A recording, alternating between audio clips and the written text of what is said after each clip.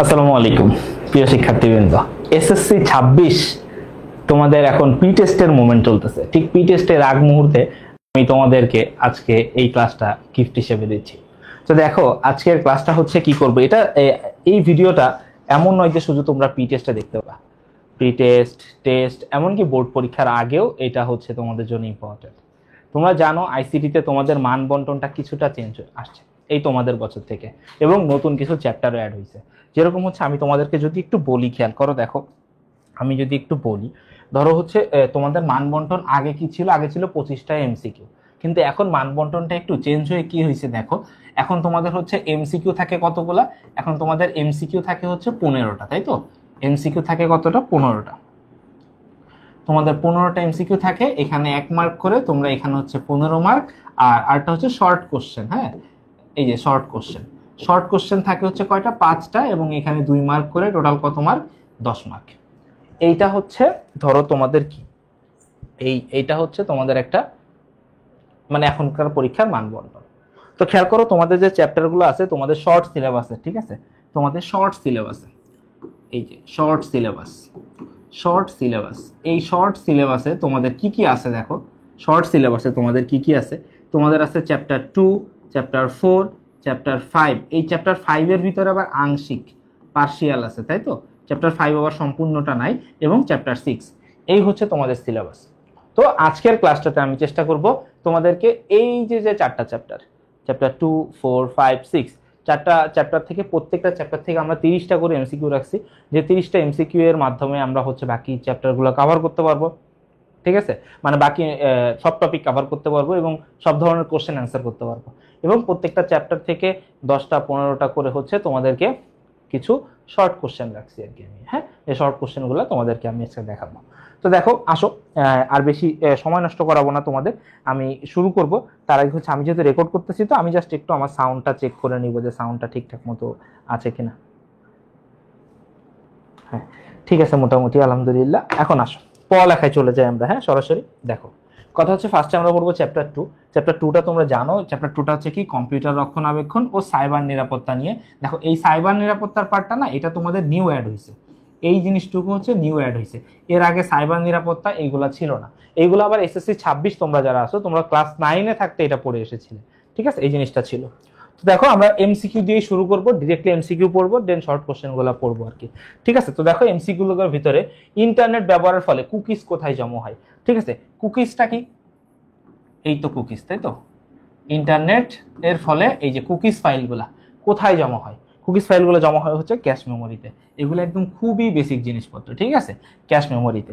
দেখো, আরেকটা জিনিস কি জানি আমরা, এখানে কিছু পড়ালেখা জানি না আমরা। এই যে দেখো, র্যাম, র্যাম, র্যাম, এই যে র্যাম, র্যাম, র্যাম সম্পর্কে কিছু পড়ালেখা এখানে একটু করে ফেলি, যেহেতু র্যাম জিনিসটা আছে।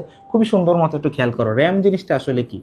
এই যে দেখলাম আমরা র্যাম, র্যামের ফুল মিনিং কি? র্যামের ফুল মিনিং হচ্ছে র্যান্ডম অ্যাক্সেস মেমোরি, তাই তো? র্যামের ফুল মিনিং কি?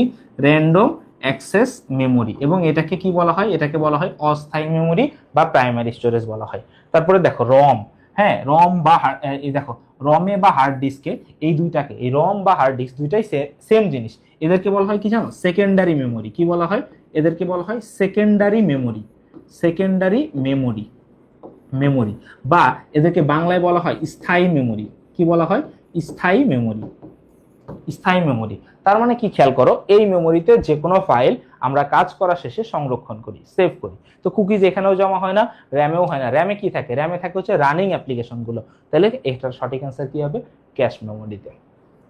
তারপরে আসো পরের কোশ্চেনে, কোনটির কারণে কম্পিউটারের তারিখ এবং সময় ঠিক থাকে না? দেখো, এটা হচ্ছে সিএমওএস। এটা হচ্ছে কি ব্যাটারি? এটা হচ্ছে সিএমওএস ব্যাটারি। ঠিক আছে, এটা তোমাদের মনে রাখা উচিত, ঠিক আছে, বা মনে থাকবে, আসবে। ঠিক আছে, পরীক্ষায় দেখবা এই সিএমওএস ব্যাটারি যেটা, এটা দেখবে একদম কনফার্ম, কনফার্ম একটা তোমরা পাবা। এই সিএমএস যেটা আছে, এটা কনফার্ম একটা পাবা। খেয়াল করো, সিএমওএস এর ফুল মিনিংটা কি? সিএমওএস এর ফুল মিনিংটা একটু খেয়াল করো। সিতে হচ্ছে কমপ্লিমেন্টারি, কমপ্লিমেন্টারি, কমপ্লিমেন্টারি। এম, এমতে হচ্ছে মেটাল, ওতে হচ্ছে অক্সাইড, আর এসতে হচ্ছে সেমিকন্ডাক্টর। সেমিকন্ডাক্টর। সেমিকন্ডাক্টর এটার কাজ হচ্ছে কি কম্পিউটারের সময় ও তারিখ এই জিনিসগুলোকে ঠিক রাখা, ঠিক আছে। এটা হচ্ছে সিএমওএস এর প্রধান কাজ আর কি, মনে থাকবে। তারপরে খেয়াল করো কি বলতেছে, কম্পিউটারের কাজ করার পদ্ধতি বজায় রাখার জন্য কোনটা ব্যবহার করা হয়। খেয়াল করো কম্পিউটারকে কাজ করার জন্য এটার কারেক্ট অ্যান্সার হবে হচ্ছে 1 ও 3, কিন্তু কেন সেটা একটু খেয়াল করো। দেখো এই যে disk clean up, disk clean up, হ্যাঁ, ওর কাজ কি, ওর কাজ হচ্ছে অপ্রয়োজনীয় ফাইল, অপ্রয়োজনীয় ফাইল, অপ্রয়োজনীয় ফাইল, অপ্রয়োজনীয় ফাইল মুছে ফেলা। ওর কাজ কি, অপ্রয়োজনীয় ফাইল মুছে ফেলা, ঠিক আছে। আর ডিস্ক ডিফ্র্যাগমেন্ট, ওর কাজ হচ্ছে ফাইল সাজিয়ে রাখা। ওর কাজ কি, ওর কাজ হচ্ছে ফাইল সাজিয়ে রাখা। ওর কাজ হচ্ছে ফাইলটাকে কি রাখা, সাজিয়ে রাখা। ডিস্ক ডিফ্র্যাগমেন্টার, ডিস্ক ফরম্যাটের এখানে কোনো কাজ নাই। তাহলে এখানে সঠিক অ্যান্সার কি হবে, ডিস্ক ক্লিন আপ, আর কি হবে ডিস্ক ডিফ্র্যাগমেন্টার। এখানে তাহলে সঠিক অ্যান্সার কোনটা, এই যে 1 ও 3, ঠিক আছে। আসো তারপরে নেক্সট কি বলতেছে, দেখো নিচের উদ্দীপকটি পড়ো এবং 4 ও 5 নং প্রশ্নের উত্তর দাও। পড়ি। দেখো কে বলতেছে, নামটা হচ্ছে কি মেঘা। মেঘার ল্যাপটপে বিশেষ কিছু সমস্যা আছে। ল্যাপটপটি তার বড় ভাইয়ের কাছে নিয়ে গেলে সে নতুন একটি বিষয় সম্পর্কে জানালো, যাতে দেখো সমস্যার প্রকৃতি, ঠিক আছে। কি বলছে, দেখো সমস্যার প্রকৃতি, তার মানে কি প্রবলেম, প্রবলেমটা আইডেন্টিফাই করে দিচ্ছে, প্রবলেম, এবং ওর কি দিচ্ছে, সলিউশন দিচ্ছে। প্রবলেম দিচ্ছে আর তার কি দিচ্ছে, সলিউশনটা দিয়ে দিচ্ছে। প্রবলেম ও এর সমাধান এই দুইটা দিয়ে থাকে। তো কি বলতেছে, মেঘা ভাইয়ের কাছে থেকে কোন বিষয়টি সম্পর্কে জানলো।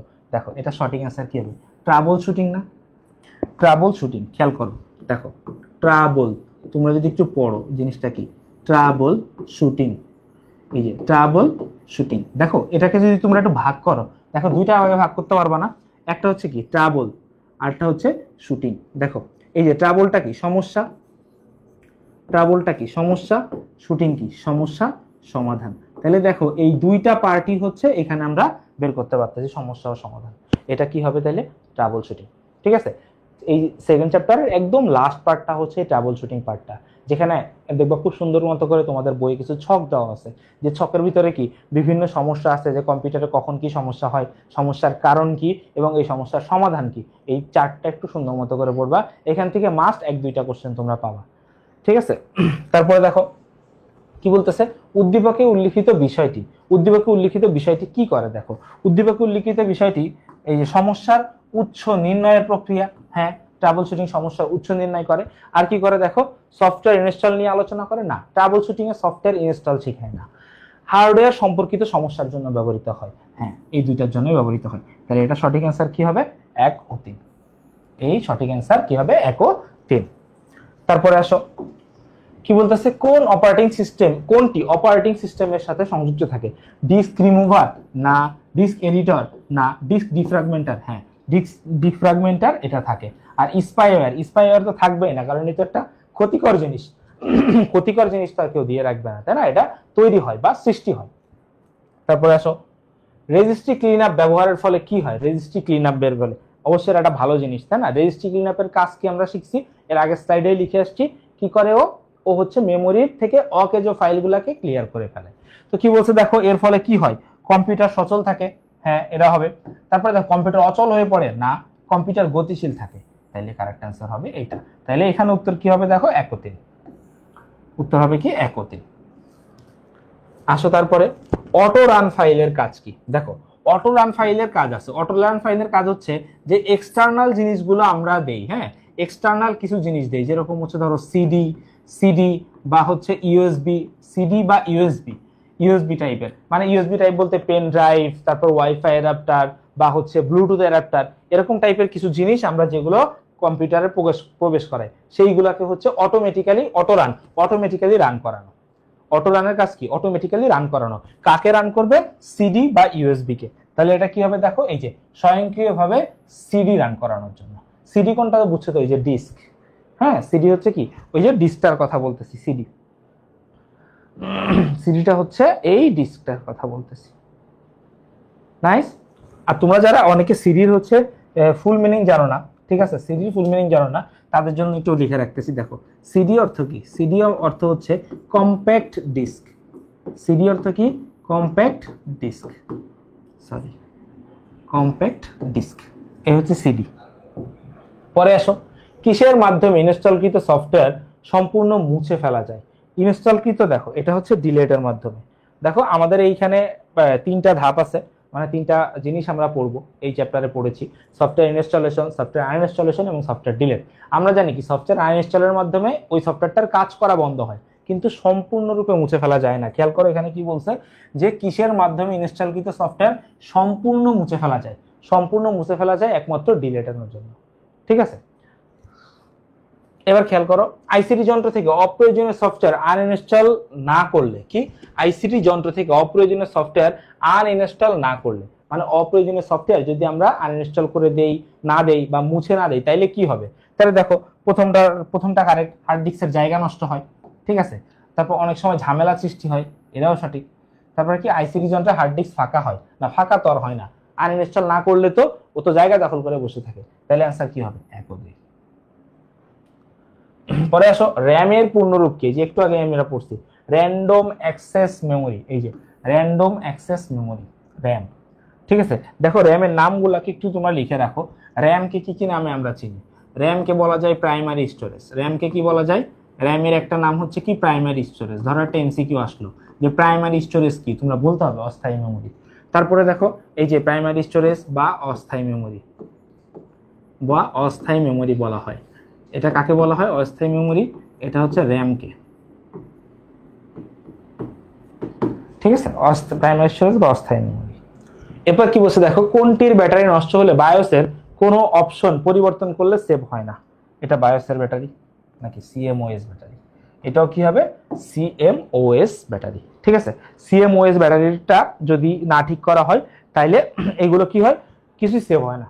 হ্যাঁ, ওই যে বললাম না, ডেট এবং সময়ের তারিখ, এগুলো সব বায়োস সেটআপের টাইমে ঠিক করা হয় আর কি। কম্পিউটার ভাইরাস দ্বারা আক্রান্ত হলে কোনটি ঘটতে পারে? কম্পিউটার চালু হবে না? না, এটা হবে না। বায়োসের কোনো অপশন পরিবর্তন করলে তা সেভ হয় না। সিস্টেম সঠিকভাবে চলে কিন্তু অত্যন্ত গরম হয়। কম্পিউটার ঘন ঘন হ্যাং করে অথবা রিবুট হয়। এই যে এইটা হবে হচ্ছে ভাইরাসের কারণে। কারণ ভাইরাসের এত শক্তি নাই যে ও কম্পিউটার অন করতে দিবে না। হ্যাঁ, যদি একেবারে খেয়ে ফেলে তাহলে আলাদা হিসেব, ঠিক আছে, কিন্তু প্রিলিমিনারি এটা না। এটা হচ্ছে কথা। পরে আসো, কি বলছে, মাদারবোর্ডের সাথে হার্ড ডিস্কের ডেটা কেবল সংযুক্ত না করলে কোন ঘটনাটি ঘটবে? দেখো, মাদারবোর্ডের সাথে হার্ড ডিস্ক যদি না গঠন করো তাইলে এখানে শো করবে বুট ডিস্ক ফেইলার।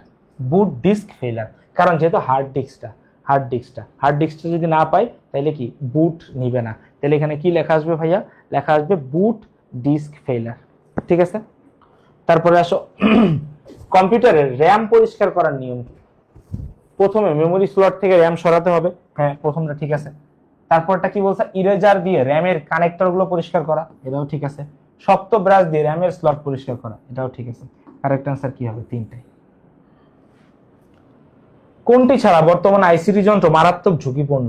এটা হচ্ছে এই যে দেখো, হালনাগাদ অ্যান্টিভাইরাস। কি? হালনাগাদ অ্যান্টিভাইরাস। কারণ কি? খেয়াল করো, হালনাগাদ বলতে এখানে কি বুঝাইছে? আপডেটেড। হালনাগাদের ইংলিশ কি? আপডেটেড। খেয়াল করো, এই যে হার্ডওয়্যার সফটওয়্যার, ঠিক আছে, এগুলো তো থাকবেই। ঠিক আছে, এগুলো ছাড়া তো এই তোমার আইসিটি যন্ত্র হয়ই না। ঠিক আছে, আর ম্যালওয়্যার ও নিজেই তো একটা ক্ষতিকর দিক, তাই না? ও কি? ও তো একটা ক্ষতিকর দিক। ম্যালওয়্যার কি একটা ভাইরাস না? ও তো নিজে একটা ক্ষতিকর দিক, তাই না? তো ওকে তো ইউজ করাই যাবে না। এরপরে কি বলতেছে খেয়াল করো, হার্ড ডিস্কের জাম্পার সেটিং কোন ডায়াগ্রাম অনুসরণ করে ঠিক করতে হয়? সেটা হচ্ছে হার্ড ডিস্কের পিছনে একটা জাম্পার সেটিং থাকে। কোথায় থাকে? এই যে, সরি, জাম্পার সেটিং, এই যে হার্ড ডিস্কের পিছনে একটা জাম্পার সেটিং থাকে। হার্ড ডিস্কের জাম্পার সেটিং কোথায় থাকে? পিছন সাইডে। ঠিক আছে, পিছন থেকে এটাকে সেটিংটা করতে হয়। ঠিক আছে, তারপরে আসো, সিস্টেম অত্যন্ত গরম হয়ে অস্বাভাবিক হলে কম্পিউটার বন্ধ হয়ে গেলে কি করতে হবে? কেসিংটা খুলতে হবে। কেসিং না খুলে চেক করবা কিভাবে? কেসিংটা অবশ্যই খুলতে হবে। তারপরে কি বলছে দেখো, মাদারবোর্ড থেকে সতর্কতার সাথে প্রসেসর ফ্যানটি সরাইতে হবে। ঠিক আছে, নতুন র্যাম লাগাইতে হবে না, এই জিনিসটা হবে না। কারণ দেখো, র্যামের প্রবলেম কখন বুঝবা? যখন দেখবা ডিসপ্লে সংক্রান্ত কোনো প্রবলেম। কি? ডিসপ্লে সংক্রান্ত কোনো সমস্যা। ডিসপ্লে সংক্রান্ত কোনো সমস্যা এইরকম যদি হয়ে থাকে যে ডিসপ্লের কারণে ডিসপ্লে আসতেছে না, বিপ বিপ সাউন্ড করতেছে, তখন র্যাম সরাইতে হবে। ঠিক আছে, তার আগে র্যাম সরানোর কোনো দরকার নাই। তারপর আসো, রেজিস্ট্রি উইন্ডোতে প্রবেশ করার জন্য কি কিওয়ার্ড লিখতে হয়? দেখো দেখো, রেজিস্ট্রিতে সংক্ষেপে হচ্ছে REG। হ্যাঁ, রেজিস্ট্রি। তারপর হচ্ছে কি এডিট। ঠিক আছে, যেহেতু রেজিস্ট্রি ফাইলটাকে আমরা এডিট করার জন্য প্রবেশ করবো, এই জন্য লিখতে হয় REGEDIT। তাহলে সঠিক অ্যান্সার দেখো এই যে 2 নম্বরটা, রেজিস্ট্রি ফাইল এডিট। ঠিক আছে, কেউ আবার এই পুরোটা লিখে দিও না, ঠিক আছে, সম্ভাবনা আছে তোমাদের এই ভুল করার। ইন্টারনেট ব্যবহারের ফলে ব্রাউজারের ক্যাশ মেমোরিতে কি কি জমা হয়? ব্রাউজারের ক্যাশ মেমোরিতে হচ্ছে কি কি জমা হয় বলো? ব্রাউজারের ক্যাশ মেমোরিতে কুকিজ জমা হয়, আর হচ্ছে কি টেম্পোরারি ফাইল দেওয়া হয়। ম্যালওয়্যার তো না, ম্যালওয়্যার একটা ভাইরাস, ভাইরাস তো এখানে জমা হবে না। তাহলে অ্যান্সার কি হবে? 1 ও 3। 1 ও 3। পরে আসো, আনিকার একটা কম্পিউটার আছে, কম্পিউটারের মনিটরে কিছু দেখা যাচ্ছে না, ওর কম্পিউটারের মনিটরে কিছুই দেখা যাচ্ছে না, এবং বিপ সাউন্ড শুনতে পাচ্ছে। এই যে দেখো, মনিটরে কিছু দেখা যাচ্ছে না, ডিসপ্লে ইস্যু, আবার বিপ সাউন্ড। কনফার্ম থাকো ওর কিসের রোগ হয়েছে? র্যামে রোগ হয়েছে। তোমরা কনফার্ম থাকো কি ওর কিসের রোগ হয়েছে? ওর র্যামে রোগ হয়েছে। এখন দেখো র্যামে কি রোগ হয়েছে। অন্যদিকে তার ভাই অনিকের ল্যাপটপটি খুব ধীর গতি সম্পন্ন হয়ে গেছে। অনিকের ল্যাপটপ কি হয়েছে? প্রচন্ড ধীর গতি সম্পন্ন হয়ে গেছে, কোন প্রোগ্রাম লোড হতে প্রয়োজনের চেয়ে বেশি সময় লাগছে। আনিকার কম্পিউটারে কোন ডিভাইসে সমস্যা হয়েছে? আনিকার কম্পিউটারে সমস্যা হয়েছে হচ্ছে র্যামে। কোথায় সমস্যা হয়েছে? র্যামে। ঠিক আছে, কারণ এই যে ডিসপ্লে ইস্যু, দেখো আমি আগেও লিখছি, আবার লিখে দিচ্ছি। যখনই কোনো ডিসপ্লে ইস্যু হবে বা বিপ বিপ সাউন্ড হবে, কি বিপ বিপ সাউন্ড হবে, তখনই বুঝবা কি এটা হচ্ছে এই দুইটা জিনিস হইলেই কার সমস্যা? র্যামের সমস্যা। পরে দেখো অনেকের ল্যাপটপের সমস্যা সমাধানের জন্য কি করতে হবে? দেখো এই যে ওর কম্পিউটার কি হয়ে যাচ্ছে? স্লো হয়ে যাচ্ছে। ওকে কি ইউজ করতে হবে? ডিস্ক ক্লিন আপ ইউজ করতে হবে আর ডিস্ক ডিফ্র্যাগমেন্টার ইউজ করতে হবে। অ্যান্সার কি হবে? 1 ও 3। পরে কি হচ্ছে দেখো, কোথায় কুকিজ চালু থাকলে বিশেষ সফটওয়্যারে ব্যবহারকারীর কম্পিউটার ও ব্রাউজারের তথ্য অন্যত্র পাঠিয়ে দেয়? এটা হচ্ছে ওয়েব ব্রাউজারে। কারণ দেখো কুকিজ ফাইল না, এই তিনটার কোনো জায়গায় কুকিজ ফাইল সেভ হওয়ার সম্ভাবনা নেই। কুকিজ ফাইল শুধুমাত্র ইন্টারনেট ব্রাউজিং করার সময়ই জমা হয়। পরে আসো, কম্পিউটারের জন্য ঝুঁকিপূর্ণ কোনটি?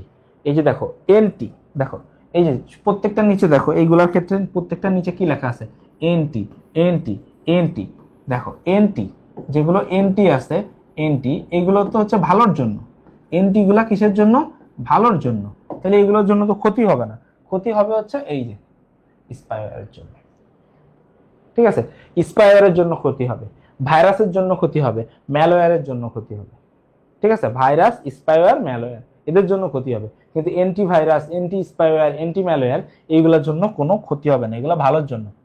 তারপরে কি বলছে দেখো, টেম্পোরারি ফাইল মুছে দেওয়ার ফলে, টেম্পোরারি ফাইল মুছে দিলে কি হয়? হার্ড ডিস্কের জায়গা খালি হয়ে যায় আর কম্পিউটারের গতি বেড়ে যায়। কম্পিউটার নষ্ট হয়ে যাওয়ার তো কোনো চান্সই নাই। তাহলে অ্যান্সার কি হবে? এটাও 1 ও 3। পরে দেখো সিডি থেকে স্বয়ংক্রিয়ভাবে কাজ করে কোনটি?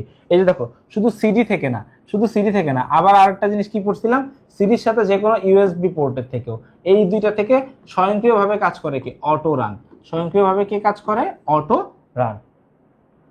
এই যে অটো রান ফাইল।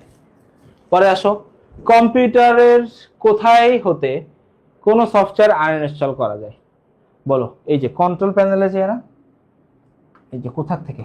কন্ট্রোল প্যানেলে যাইতে হয় আগে, কন্ট্রোলে যেয়ে তারপরে যাইতে হয় কোথায়? সফটওয়্যার ইনস্টল অথবা আনইনস্টল, ওইখানে যে সিলেক্ট করতে হয়, সিলেক্টের পরে আনইনস্টল করতে হয়। এইখানে তোমরা না একটু বইয়ের থেকে এই যে বইয়ের থেকে তিনটা জিনিস খেয়াল করো। তিনটা জিনিস কি কি? একটা হচ্ছে ইনস্টল, ঠিক আছে, সফটওয়্যার ইনস্টল করা, একটা হচ্ছে সফটওয়্যার ইনস্টল, আর একটা হচ্ছে সফটওয়্যার আনইনস্টল, আর একটা হচ্ছে সফটওয়্যার ডিলিট। এই জিনিসগুলো থেকে তোমরা প্লিজ দূরে থাকবা, ঠিক আছে, দূরে থাকবা। এই জিনিসগুলো অবশ্যই পড়বা,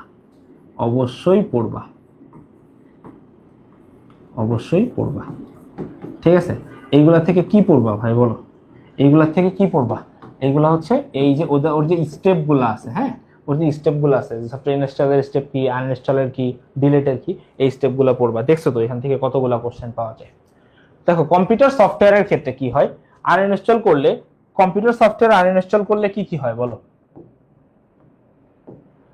আনইনস্টল করলে সম্পূর্ণভাবে কম্পিউটার থেকে মুছে যায় না। এই যে দেখো, সম্পূর্ণরূপে কম্পিউটার থেকে না, সম্পূর্ণভাবে কম্পিউটার থেকে মুছে যায় না। সম্পূর্ণভাবে কম্পিউটার থেকে মুছে যায় যদি সফটওয়্যার ডিলিট করা হয়। ডিলিট না করা পর্যন্ত সম্পূর্ণভাবে মুছে যায় না, কিছু না কিছু ওভার থেকে যায়। আনইনস্টল ও ডিলিট দুটোই করা যায় কোন সফটওয়্যারের কম্পিউটারের ক্ষেত্রে। হ্যাঁ, এই যে আনইনস্টল ও ডিলিট দুইটাই করা যায়, এটা সঠিক কথা। আর আনইনস্টল করার পরেও কিছু ফাইল রেজিস্ট্রিতে থেকে যায়, এই যে এটাও সত্যি কথা, কিছু ফাইল রেজিস্ট্রিতে থেকে যায় যেটা পরে ডিলিট করতে হয়। তাহলে কারেক্ট অ্যান্সার কি হবে? এই যে 2 ও 3। পরে আসো, অধিকাংশ ক্ষেত্রে মনিটরে ডিসপ্লে না আসার কারণ কোনটি? র্যাম। পাওয়ার সাপ্লাই ইউনিট থেকে হার্ড ডিস্কের সংযোগ কেবল সংযুক্ত না হলে কোনটি ঘটবে? কি বলতেছে দেখো, পাওয়ার সাপ্লাই ইউনিট থেকে হার্ড ডিস্কে কম্পিউটার গরম হয়ে যাবে। কই পাওয়ার সাপ্লাই না, এই যে কম্পিউটার সিস্টেম চালুই হবে না। কম্পিউটার সিস্টেম কি হবে না?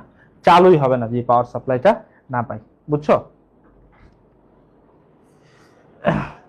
আচ্ছা সরি এটা খেয়াল করে নেই আমি। বলছে পাওয়ার সাপ্লাই ইউনিট থেকে যদি হার্ড ডিস্কের সংযোগ হার্ড ডিস্কে সংযোগ হইলে hard disk not found message দেখাবে। ঠিক আছে, হার্ড ডিস্কেরটা যদি দেখায় তাহলে কি হবে? দেখাবে হার্ড ডিস্ক নট ফাউন্ডেড। বুঝছো? তাহলে দেখাবে হার্ড ডিস্ক নট ফাউন্ডেড। এখন খেয়াল করো, আসো দেখো এখানে কিন্তু সংক্ষিপ্ত প্রশ্ন দেওয়া আছে। দেখো এখানে আমি কিন্তু অ্যান্সার দেইনি। আমি কি দেই নাই? অ্যান্সার তোমাদেরকে দেই নাই, আমি তোমাদেরকে কি দিছি? শুধু কোশ্চেন দিছি। তাহলে ভাই এগুলোর উত্তর কোথা থেকে পড়বো? খেয়াল করো, দেখো আমি এগুলোর উত্তরও তোমাদেরকে দিয়ে দিব। এই যে এই ভিডিওটাতে তোমরা দেখতেছো, ভিডিও ডেসক্রিপশনটা চেক করবা। ডেসক্রিপশনে এখন যে ক্লাসটা নিচ্ছি সেই ক্লাসের স্লাইড এবং এই যে একটা পিডিএফ, সেটা হচ্ছে আইসিটি পি টেস্ট সাজেশন 2026-এর জন্য। এইখানে আসো দেখো, মাত্র যে এমসিকিউ গুলো পড়াইলাম সেই এমসিকিউ গুলো এখানে আছে। তোমরা চাইলে এই ফাইলটা প্রিন্ট করে বাসায় নিয়ে পড়তে পারো। ঠিক আছে, এবং খেয়াল করো এই যে এখানে কিছু আছে, এই যে সংক্ষিপ্ত প্রশ্নগুলো আছে, দেখো এই প্রশ্নগুলো উত্তর সহকারে লিখে দেওয়া আছে। হ্যাঁ, উত্তর সহকারে। দেখো উত্তর না, আমি চেষ্টা করছি একটু বড় আকারে লিখতে, কারণ আমাদের স্টুডেন্ট এন্ডে তো একটা প্রবলেম থেকেই থাকে, সেটা হচ্ছে কি বইয়ে যা থাকে তার থেকে কম পড়াই স্যার, তার থেকে কম নিজে পড়ি, তার থেকে কম খাতায় লিখি। তো কয়েক ধাপে তো কমতে থাকে অ্যান্সার গুলো, তো যাতে কয়েক ধাপে অ্যান্সার গুলো না কমে এই জন্য আমি একটু বেশি বেশি লিখছি, তোমরা এগুলা পড়ে যাতে এগুলা থেকে লিখতে পারো। ঠিক আছে, এখানে দেখো সেম ভাবে যে চ্যাপ্টার 2 ছিল, এটা চ্যাপ্টার 4। চ্যাপ্টার 4 এর এমসিকিউ গুলা শেষ হইলো, শর্ট কোশ্চেন শেষ হইলো। এরপরে দেখো চ্যাপ্টার কত 5। ঠিক আছে, এগুলো আবার চ্যাপ্টার 5 শুরু হয়েছে। চ্যাপ্টার 5টা শেষ হইলে, চ্যাপ্টার 5টা শেষ হওয়ার পরে এরপরে গেলে পাবা চ্যাপ্টার 6টা। তো এটা ভাইয়া তোমরা একটু ডাউনলোড করে নিয়ে, আমি ফন্টগুলো অনেক ছোট ছোট করে দিয়ে ফাইলটা রেডি করছি যাতে তোমরা একটু কম খরচে প্রিন্ট করতে পারো আর কি। ঠিক আছে, এই ফাইলটা দেখো। তো আসো, এগুলো আমি স্কিপ করতেছি কারণ এগুলোর অ্যান্সার শিট আমি তোমাদেরকে দিয়ে দিচ্ছি, শর্ট কোশ্চেন, ওইগুলা থেকে তোমরা পড়ে নিবা। এখন আসো চ্যাপ্টার 4। চ্যাপ্টার 4-এ দেখো দুইটা জিনিস আসে আসলে, সেটা হচ্ছে কি আমার লেখালেখি ও হিসাব। দেখো লেখালেখির জন্য কোন সফটওয়্যার ইউজ করা হয়? Word processor. দেখো এই যে চ্যাপ্টারের নামের ভিতরেই, ঠিক আছে, লেখালেখির যে সফটওয়্যার তাকে কি বলা হয়? Word processor. আর ওয়ার্ড প্রসেসর সফটওয়্যার কোনটা? এটা হচ্ছে Microsoft Word. Microsoft Word, Microsoft Word. চ্যাপ্টারের নামের ভিতরে দুইটা এমসিকিউ আছে। হ্যাঁ, আর এটা হচ্ছে হিসাব নিকাশ। হিসাব নিকাশের জন্য কি ইউজ করা হয়? এই যে এমএস এক্সেল। এমএস মানে কি? মাইক্রোসফট, তাই তো, মাইক্রোসফট এক্সেল, আর এটাকে বলা হয় এমএস ওয়ার্ড বা মাইক্রোসফট ওয়ার্ড, এই দুইটা জিনিস। তো খেয়াল করো চ্যাপ্টার 4 আসো পড়ো, একটু নিজেকে মুডটা চেঞ্জ করো। এতক্ষণ চ্যাপ্টার 2 তে ছিলাম, এখন চ্যাপ্টার 4 এর মুডে আসতেছি। কি বলছে দেখো, কোন সফটওয়্যারের ছবি, গ্রাফ, চার্ট সংযোজন করে আকর্ষণীয় করা যায়। দেখো কোন সফটওয়্যারে ছবি, গ্রাফ, চার্ট এইগুলো দিয়ে আকর্ষণীয় করে তোলা যায়? সেটা হবে অফিস সফটওয়্যারে। কোথায়? অফিস সফটওয়্যারে। কেন? খেয়াল করো, দেখো এই যে পাওয়ার পয়েন্ট, স্প্রেডশিট প্রোগ্রাম বা ওয়ার্ড প্রসেসর, খেয়াল করো বাকি যে জিনিসগুলা খেয়াল করো, এই যে PowerPoint, spreadsheet program, word processor, এইগুলো সবই অফিস, এগুলো সবই অফিসের। আর খেয়াল করো পাওয়ার পয়েন্টেও ছবি, গ্রাফ, চার্ট অ্যাড করা যায়, স্প্রেডশিটেও করা যায়, ওয়ার্ড প্রসেসরেও করা যায়। তাহলে এটার অ্যান্সারটা কি হবে বলো? ঠিক আছে, অ্যান্সার হবে কি? ওয়ার্ড প্রসেসর সবগুলাই। সরি, আচ্ছা ওয়েট একটু দাঁড়াও, অতি উত্তেজিত হয়ে গেছি আমি। ঠিক আছে, একটু কন্ট্রোল করো। দেখো সরি, অফিস সফটওয়্যারের ভিতরে না, অফিস সফটওয়্যারের ভিতরে আরো কিছু সফটওয়্যার আছে। যেরকম ধরো কথা অফিসের ভিতরে না ডেটাবেজ আছে। অফিসের ভিতরে কি আছে? আবার ডেটাবেজ আছে। তো ওইখানে আবার ছবি টবি নিয়ে এগুলা কাজ করাটা একটু ক্রিটিক্যাল ঝামেলা। হ্যাঁ, প্রোগ্রামের কাজ। তো দেখো পাওয়ার পয়েন্টটা কি কাজ করে? পাওয়ার পয়েন্টটা কাজ করে হচ্ছে প্রেজেন্টেশন নিয়ে। কি নিয়ে? পাওয়ার পয়েন্টটা কাজ করে হচ্ছে প্রেজেন্টেশন ফাইলগুলো নিয়ে। খেয়াল করো, স্প্রেডশিট প্রোগ্রামটা কি নিয়ে কাজ করে? ও কাজ করে হচ্ছে এই যে কোনো ক্যালকুলেশন। স্প্রেডশিট প্রোগ্রাম মানেই হচ্ছে এমএস এক্সেল। এটার মানে কি? এমএস এক্সেল মানে যেখানে হিসাব কিতাব নিয়ে কাজকর্ম হয়। কিন্তু ওয়ার্ড প্রসেসর কি কাজ করে? এই ওয়ার্ড প্রসেসরটা হচ্ছে তোমার লেখালেখির যত কাজ আছে ও এইখানে সবগুলো করে থাকে। এখন দেখো, ছবি, গ্রাফ, চার্ট সংযোজন করে আকর্ষণীয় করা যায়। মূল কাজ থাকে কি? Word processor. এইগুলো দিয়ে কি করা হয়? উপস্থাপনাটাকে আর একটু সুন্দর করে করা যায়। অ্যান্সারটা হবে ওয়ার্ড প্রসেসর। এরপর কিছু দেখো, লেখা সম্পাদনার প্রয়োজনীয় কমান্ড পাওয়া যায় কোথায়? লেখা সম্পাদনার মানে কিভাবে আমরা লিখতে হবে, ঠিক আছে? দেখো কিভাবে ফাইলগুলো লিখতে হবে, এই জিনিসগুলোর পাওয়া যায় কোথায়, ঠিক আছে? একটু ওয়েট করো, আমি মাঝে মাঝে একটু চেক করা লাগতেছে যে রেকর্ডিংটা অ্যাক্টিভ আছে কিনা, চলতেছে কিনা কি, ঠিক আছে? তো খেয়াল করো, লেখা সম্পাদনার প্রয়োজনীয় কমান্ড পাওয়া যায় কোন মেনুতে? এই লেখা সংক্রান্ত যে কোনো জিনিস সবই হোম মেনুতে পাওয়া যায়। মানে ফন্ট অ্যাড করা, ফন্টের সাইজ, ইটালিক, আন্ডারলাইন, বোল্ড করা, সুপারস্ক্রিপ্ট, সাবস্ক্রিপ্ট করা, সব জিনিসগুলো, ঠিক আছে? এখানে দেখো এই চ্যাপ্টারে মাইক্রোসফট ওয়ার্ড যখন পড়ি তো এখানে কয়েকটা জিনিস আমরা পড়ছি, মেনু, রিবন, তারপরে ফাংশন, কোনটার ভিতরে কি থাকে, এই জিনিসগুলো আর কি। এরপরে দেখো কি বলতেছে, কোনো ডকুমেন্ট টেমপ্লেট আকারে সংরক্ষণ করা হয় কেন? বারবার ব্যবহারের জন্য। এটা কেন করা হয়? বারবার ব্যবহারের জন্য, যাতে সহজেই আপডেট করা যায়। যাতে কি করা যায়? সহজেই আপডেট করা যায়, এই জন্য বারবার ব্যবহারের জন্য। তারপর কি বলতেছে দেখো, এক্সেলে ভাগ করতে কোনটি ব্যবহৃত হয়? দেখো এক্সেলে এই চিহ্নটা কেন ইউজ করা হয়? এটা ইউজ করা হয় হচ্ছে যোগ করার জন্য। কিসের জন্য? যোগ করার জন্য। হ্যাঁ, এটা তো ফার্স্ট ব্র্যাকেট। এটা খেয়াল করো, এটা হচ্ছে কি? এটা হচ্ছে ব্যাক স্ল্যাশ। এটাকে কি বলা হয়? এটাকে বলা হয় ব্যাক স্ল্যাশ। ওই যে ম্ল্যাশ হয়ে গেছে, এটাকে বলা হয় কি? ব্যাক স্ল্যাশ, ঠিক আছে? ওর কিছু ফাংশনাল কাজ আছে, তবে এই চিহ্নটা হচ্ছে ভাগের জন্য ইউজ করা হয়। খেয়াল করো, সোজা কথা দেখো, এক্সেলে এই হচ্ছে যোগ, এই হচ্ছে বিয়োগ, গুণ চিহ্নটা একটু অন্যরকম। দেখো এই যে এইটাকে আমরা গুণ চিহ্ন হিসেবে জানতাম না, কিন্তু ওর সাথে এই লম্বা একটা দাগ, ঠিক আছে? কেউ আবার দেখো, কেউ আবার এই যে এইভাবে দিয়ে আড়াআড়ি আবার দাগ দিয়ে দিও না, এটা কিন্তু ভুল, ঠিক আছে? তুই শুধু লম্বা দাগ, এটা গুণ আর এটা হচ্ছে ভাগ চিহ্ন আর কি, ঠিক আছে? আর আরেকটা আছে, সেটা হচ্ছে এই চিহ্নটা দ্বারা কি বোঝায়? এই চিহ্নটা দ্বারা বোঝায় হচ্ছে ভাগ শেষ। কি বোঝায়? ভাগ শেষ বা শতকরা। দুইটা জায়গায় দুই কাজে ইউজ হয়, ঠিক আছে? দুইটা জায়গায় দুই কাজে ইউজ হয়, ঠিক আছে? যখন দেখো এই চিহ্নটা, এই যে দেখো, যখন আমরা প্রোগ্রামিং এর ভিতরে পড়ি, যখন আমরা কিসের ভিতরে পড়ি? প্রোগ্রামিং এর ভিতরে পড়ি, তার মানে আমরা চ্যাপ্টার 6 এ যখন পড়ি, প্রোগ্রামিং বা চ্যাপ্টার 6 যখন পড়ি, তখন এই চিহ্নটা হচ্ছে ভাগশেষ হয়। আর যখন এই চ্যাপ্টারে পড়বো তখন এটা কি প্রকাশ করবে? তখন এটা এই শতকরা প্রকাশ করবে, ঠিক আছে? তো এখানে কারেক্ট অ্যান্সার কোনটা ছিল? এই যে খ নাম্বার। পরে আসো, কি বলতেছে? এমএস এক্সেল এর সুবিধা হলো, এমএস কি? মাইক্রোসফট এক্সেল এর সুবিধা কি? বাজার বিশ্লেষণ করা যায়। হ্যাঁ, যে বাজারে দর দাম এখন কেমন কি চলতেছে এগুলো বিশ্লেষণ করা যায়। শর্ত সাপেক্ষে হিসাব করা যায়। হ্যাঁ, দ্রুত রিপোর্ট তৈরি করা যায়। এটা সঠিক। সঠিক অ্যান্সার হবে 3টে। সঠিক অ্যান্সার হবে 3টে। তারপরে কি বলছে দেখো, নিচের কোনটি সেল রেঞ্জ? দেখো সেল রেঞ্জ কিভাবে হয় জানো? সেল রেঞ্জটাকে সিলেক্ট করা হয়েছে কোলনের সাহায্যে। দেখো ধরো আমি এখানে লিখলাম যে A1 থেকে A5, এই যে এইভাবে লেখাম, এর মানে হচ্ছে আমি মাঝখানের A1, A2, A3, A4, A5 প্রত্যেকটা জিনিসকে কভার করে ফেলা, ঠিক আছে? তাহলে দেখো এরকম কোলন চিহ্ন দিয়ে কোনটা আছে? কোলন চিহ্ন দিয়ে আছে হচ্ছে এই যে এটা, ঠিক আছে? দেখো এখানে আমি তোমাদেরকে একটা জিনিস একটু শিখাই রাখি, যে কোনো স্প্রেডশিটে এটা কিভাবে হিসাব করা হয়। দেখো একটা টেবিল দিয়ে ধরো আমরা একটু শিখবো। ধরো এই একটা টেবিল আমরা নিলাম, একটা টেবিল দিয়ে একটু আমরা জাস্ট শিখাই রাখি তোমাদেরকে।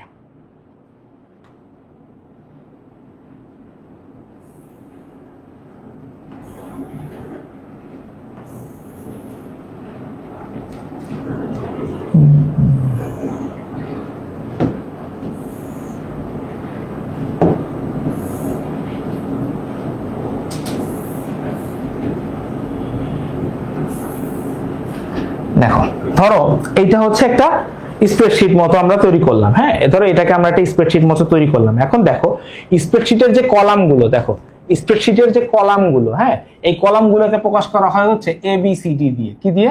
ABCDEF। হ্যাঁ, GHIJK এইভাবে কি চলতেই থাকে, ঠিক আছে? এইটা হচ্ছে কলামগুলোকে। আর রো গুলাকে, এই যে সারি, সারি বা রো গুলাকে, এইগুলাকে হচ্ছে নাম্বার দ্বারা প্রকাশ করা হয়, 1 2 3 4 5, এইভাবে কি নিচের দিকে যাইতেই থাকে। এখন দেখো তাহলে হুট করে ধরো আমরা যে কোনো ঘরে গেলাম, ধরো এই একটা ঘরে আসছি, ভাই এই ঘরের ভ্যালু কত, দেখো এটা কলাম, কলাম কত সি, তাহলে এই যে সি, এরপরে সারি, সারিটা হচ্ছে কি 2। ধরো আমরা বললাম যে এখান থেকে D4 নির্ণয় করো, D4 করতে গেলে আমাদের কোথায় যেতে হবে, ডিতে, ডিতে যে সারি 1 2 3 4, এই যে 4 আর এই যে ডি, তাহলে এই ঘরটা হবে কি আমাদের D4। ধরো আমরা বের করব হচ্ছে কত, আমরা ধরে বের করব হচ্ছে C3, C3টা কোথায় হবে, এই যে সি আর এই যে 3, তাহলে এটা হবে হচ্ছে C3, এইটা হবে কি B3। খেয়াল করো এই সারিটা সব কি হবে, এই সারিটা সব আসলে 3 থাকবে না, এই যে A3 B3 C3 B sorry D3 E3 F3, ঠিক আছে, এটা মাথায় রেখো। এই সারি সব হবে 3, এই সারি সব 2, এই সারি সব 1, আর এই কলাম সব হবে A1 A2 A3 A4 A5, এইভাবে। বুঝাইতে পারছি? সারি কলামটা একটু চিন্তায় রাখলাম, ঠিক আছে। দেখো বলছে নিচের কোনটি ফাংশন, খেয়াল করো এটা কোনটি ফাংশন, দেখো সাম, এটা একটা ফাংশন, এটা কি কাজ করে, এই সামটা হচ্ছে যোগফল নির্ণয়ের কাজ করে। এভারেজ ও কি করে, ও হচ্ছে গড় নির্ণয়ের প্রোগ্রাম করে। প্রোডাক্ট ও কি করে, ও হচ্ছে গুণফলের কাজ করে। প্রোডাক্ট কিসের কাজ করে, গুণফলের কাজ করে। তাহলে দেখো এই তিনটাই কারেক্ট অ্যান্সার, তাহলে সঠিক উত্তর কি হবে, সঠিক উত্তর হবে হচ্ছে সবগুলো, সঠিক উত্তর হবে হচ্ছে কি সবগুলো। আসো তারপরে অফিস 2007 পৃষ্ঠা নং, কি বলছে, পৃষ্ঠা নং দিতে গেলে কোথায় যাইতে হয়, খেয়াল করো। পৃষ্ঠা নং দিতে গেলে সর্বপ্রথম যাইতে হয় ইনসার্ট মেনুতে। কোথায় যাইতে হয়, ইনসার্ট মেনুতে। ইনসার্টের ভিতরে একটা অপশন থাকে হেডার অ্যান্ড ফুটার, একটা অপশন কি থাকে, হেডার অ্যান্ড ফুটার, এটা একটা অপশন থাকে। তার নিচে থাকে হচ্ছে কি পেজ নং, তার নিচে কি থাকে, পেজ নং, ঠিক আছে। এই হচ্ছে জিনিসটা। তাহলে কোন অপশনে যাইতে হয়, এই যে ইনসার্ট অপশনে যাইতে হয়। বানান সংশোধন করা যায় কার মাধ্যমে, দেখো স্পেল চেকারের সাহায্যে, বানান দেখার সফটওয়্যারের সাহায্যে, ওয়ার্ড প্রসেসরের মাধ্যমে, তিনটাতে এই কাজ করা যায়। সারি ও কলামের সমন্বয়ে কি গঠিত হয়, দেখো এই হচ্ছে ধরো একটা সারি, হ্যাঁ একটু খেয়াল করো, সারি আর কলামের সমন্বয়ে কি হয়। ধরো এই হচ্ছে একটা সারি, হ্যাঁ একটা গেল, আর ধরো এইখান থেকে এই হচ্ছে একটা কলাম, ঠিক আছে, এই হচ্ছে একটা কলাম। তাহলে দেখো এই যে ধরো এইটা হচ্ছে কি একটা সারি, এই হচ্ছে একটা সারি, আর এটা হচ্ছে কি, এটা হচ্ছে কলাম। এই সারি আর কলামের সমন্বয়ে এই যে ঘরটা তৈরি হইলো, এটাকে বলা হয় হচ্ছে সেল। কি বলা হয়, সেল। তাহলে এই হচ্ছে সঠিক অ্যান্সার, এটা হবে কি সেল। পরে আসো, দেখো এখানে কয়েকটা জিনিস দেওয়া আছে, ঠিক আছে। উদ্দীপকে খেয়াল করো, এটা দ্বারা কি বোঝায়, এটা দ্বারা বোঝায় হচ্ছে পেজ মার্জিন, এটা দ্বারা কি বোঝায়, পেজের মার্জিন বোঝায়, মার্জিন। এটা দ্বারা বোঝায় পেজটা কেমন থাকবে, এই যে পোর্ট্রেট থাকবে নাকি ল্যান্ডস্কেপ থাকবে। এটা জানি সাহেব কি বলে এক কথায়, পোর্ট্রেট নাকি ল্যান্ডস্কেপ, এই যে এরকম চিহ্নটা, এটা জানি কি বলা হয়, এই যে পোর্ট্রেট নাকি ল্যান্ডস্কেপ, যাই ভুলে গেছি আর কি, যাই হোক এটা এরকম একটা অপশন আর কি। তারপর এটা হচ্ছে কি, এটা হচ্ছে কি কলাম ভিউ, যে কলাম ভিউ, যে কত কলামে, এগুলো আমরা দেখবো, ঠিক আছে, এই জিনিসগুলো আর কি, ঠিক আছে। তো মোটামুটি এইগুলো সব কোন জায়গার, এইগুলা এই জিনিসগুলো সব জিনিসগুলো হচ্ছে লেআউটের, কিসের লেআউটের, কিসের লেআউটের, পেজ লেআউটের। যে একটা পেজ যে আছে, সেই পেজের মার্জিন কি হবে, পেজটা কি সোজা হবে নাকি বাঁকা হবে, ঠিক আছে, হ্যাঁ না স্প্লিট না, এরকমই কিছু একটা। তো খেয়াল করো এই জিনিসটা তাহলে কোথায় থাকে, এই জিনিসগুলো থাকে হচ্ছে পেজ লেআউটে। এটাই তো বলছে যে উদ্দীপকে ব্যবহৃত চিত্রগুলো হোম ট্যাবের কোন গ্রুপে থাকে, পেজ লেআউটে থাকে। তারপরে বসো, দেখো পরেরটা কি বলতেছে, উদ্দীপকে ব্যবহৃত চিত্রটি দ্বারা কি হয়, এই চিত্রগুলো ব্যবহৃত চিত্রটি দ্বারা কি হয়। এখানে দেখো ফাইলের মার্জিন রাখা যায়, মার্জিন রাখাটা আমরা দেখছি, কাগজের সাইজ নির্ধারণ করা যায়, ঠিক আছে। তারপরে কি করা যায়, কাগজের কলাম নির্ধারণ করা যায়। দেখো না এই জিনিসটা না, খেয়াল করো এইটা হয় না, কাগজের কলাম হয় না। কলাম হয় কি, একটা পেজের কন্টেন্ট গুলো কলাম, কলাম হয় কি, যে একটা পেজের মধ্যে কন্টেন্ট গুলো, পেজের মধ্যে, একটা পেজের মধ্যে কন্টেন্ট গুলোর কলাম হয়, পেজের মধ্যে কন্টেন্ট গুলোর কলাম হয়, পেজের মধ্যে কন্টেন্ট গুলোর কলাম হয়, ঠিক আছে, কাগজের কলাম হয় না। তাহলে উত্তর কি হবে, উত্তর হবে হচ্ছে 1 ও 2, ঠিক আছে। এরপরে খেয়াল করো কি বলতেছে, স্প্রেডশিট প্রোগ্রামে শতকরা নির্ণয়ের জন্য কোন চিহ্নটি ব্যবহার করা হয়? এই যে পার্সেন্ট চিহ্নটা ব্যবহার করা হয়। কলাম ও সারির মধ্যবর্তী সংযোগ স্থলকে কি বলা হয়? একটু আগেই পড়ে আসছি, সেল বলা হয়। তারপরে কি বলতেছে দেখো, A6 থেকে A9 ঘরের সংখ্যাগুলো গুণ করার জন্য সূত্র খেয়াল করে দেখো। গুণ করা যায় দুই ভাবে। দেখো, গুণ করার সিস্টেমই হচ্ছে দুইটা, একটা হচ্ছে সূত্র লিখে আরটা হচ্ছে ফাংশন লিখে। সূত্র লিখে কোনটা? সূত্র লিখে গুণ করলে জিনিসটা হবে এরকম, ধরো এই যে A6 গুণ হচ্ছে A7 গুণ হচ্ছে A8 গুণ হচ্ছে A9, এটা হচ্ছে সূত্র লিখে, ঠিক আছে। আর ফাংশন লিখে কি হয় দেখো, ধরো ইকুয়াল দিলাম, এই হচ্ছে ফাংশনটা লিখলাম প্রোডাক্ট, প্রোডাক্ট হচ্ছে গুণ করে। প্রোডাক্ট লিখে কি করলাম আমরা, লিখলাম হচ্ছে এই যে A6 থেকে A9, দেখো টানা সবগুলো ঘর না, তাহলে এই যে রেঞ্জ সেট করে দিব আমরা যে A6 থেকে A9 সবগুলো গুণ করো। এখন দেখো এটা কারেক্ট অ্যান্সার কই কই আছে, এই যে ইকুয়াল প্রোডাক্ট A6 থেকে A9 এইটা, আর এই যে প্রত্যেকটা ঘর যে ইন্ডিভিজুয়ালি গুণ করছে এটা হবে না, এখানে শুধু রেঞ্জ সেট করছে, কিন্তু এখানে বলছে গুণ করতে হবে না, যোগ করতে হবে না, ভাগ করতে হবে, তাহলে এটা কারেক্ট অ্যান্সার হবে কত? 2 ও 3। সেভ এজের মাধ্যমে কোনটি করা হয়? দেখো, সেভ এজের মাধ্যমে হচ্ছে একই ডকুমেন্টকে ভিন্ন নামে সংরক্ষণ করা হয়। দেখো, সেভ সেভ সেভ মানে কি? সংরক্ষণ করা, এটাকে সংরক্ষণ করো, যে নামে আছে ওই নামে সংরক্ষণ করো। সেভ অ্যাজ, সংরক্ষণ করো যেন, ওই যে অ্যাজ লাস্টে চলে আসছে, সংরক্ষণ করো একটা টাইপ সিলেক্ট করতে পারবা তুমি, যে অন্য কোনো নামে অন্য কোনো ধরনে এটাকে আমরা সেভ করতে পারবো। তো কি বলছে দেখো, এটা হবে একই ডকুমেন্টকে ভিন্ন নামে সংরক্ষণ করা, ঠিক আছে। আর এই বাকিগুলো একটু লিখে রাখি, দেখো তো, ধরো আমাদেরকে বাকিগুলা কি কি আছে দেখো, ডকুমেন্ট সংরক্ষণ করা, এটা হচ্ছে এই অপশনটা হচ্ছে শুধু সেভ। এরপরে দেখো নতুন ডকুমেন্ট খোলা, এটা হচ্ছে কি নিউ। আরটা কি? খোলা ডকুমেন্ট বন্ধ করা, এটা হচ্ছে কি? ক্লোজ। আর এটা হচ্ছে সেভ এজ, ঠিক আছে। লেখালেখির জন্য কোন সফটওয়্যার ব্যবহৃত হয়? লেখালেখির জন্য ব্যবহার করা হয় হচ্ছে এই ওয়ার্ড প্রসেসর। লেখালেখির জন্য কোনটা ইউজ করা হয়? Word processor. দেখো, স্প্রেডশিটে গুণ করার সূত্র কোনটি?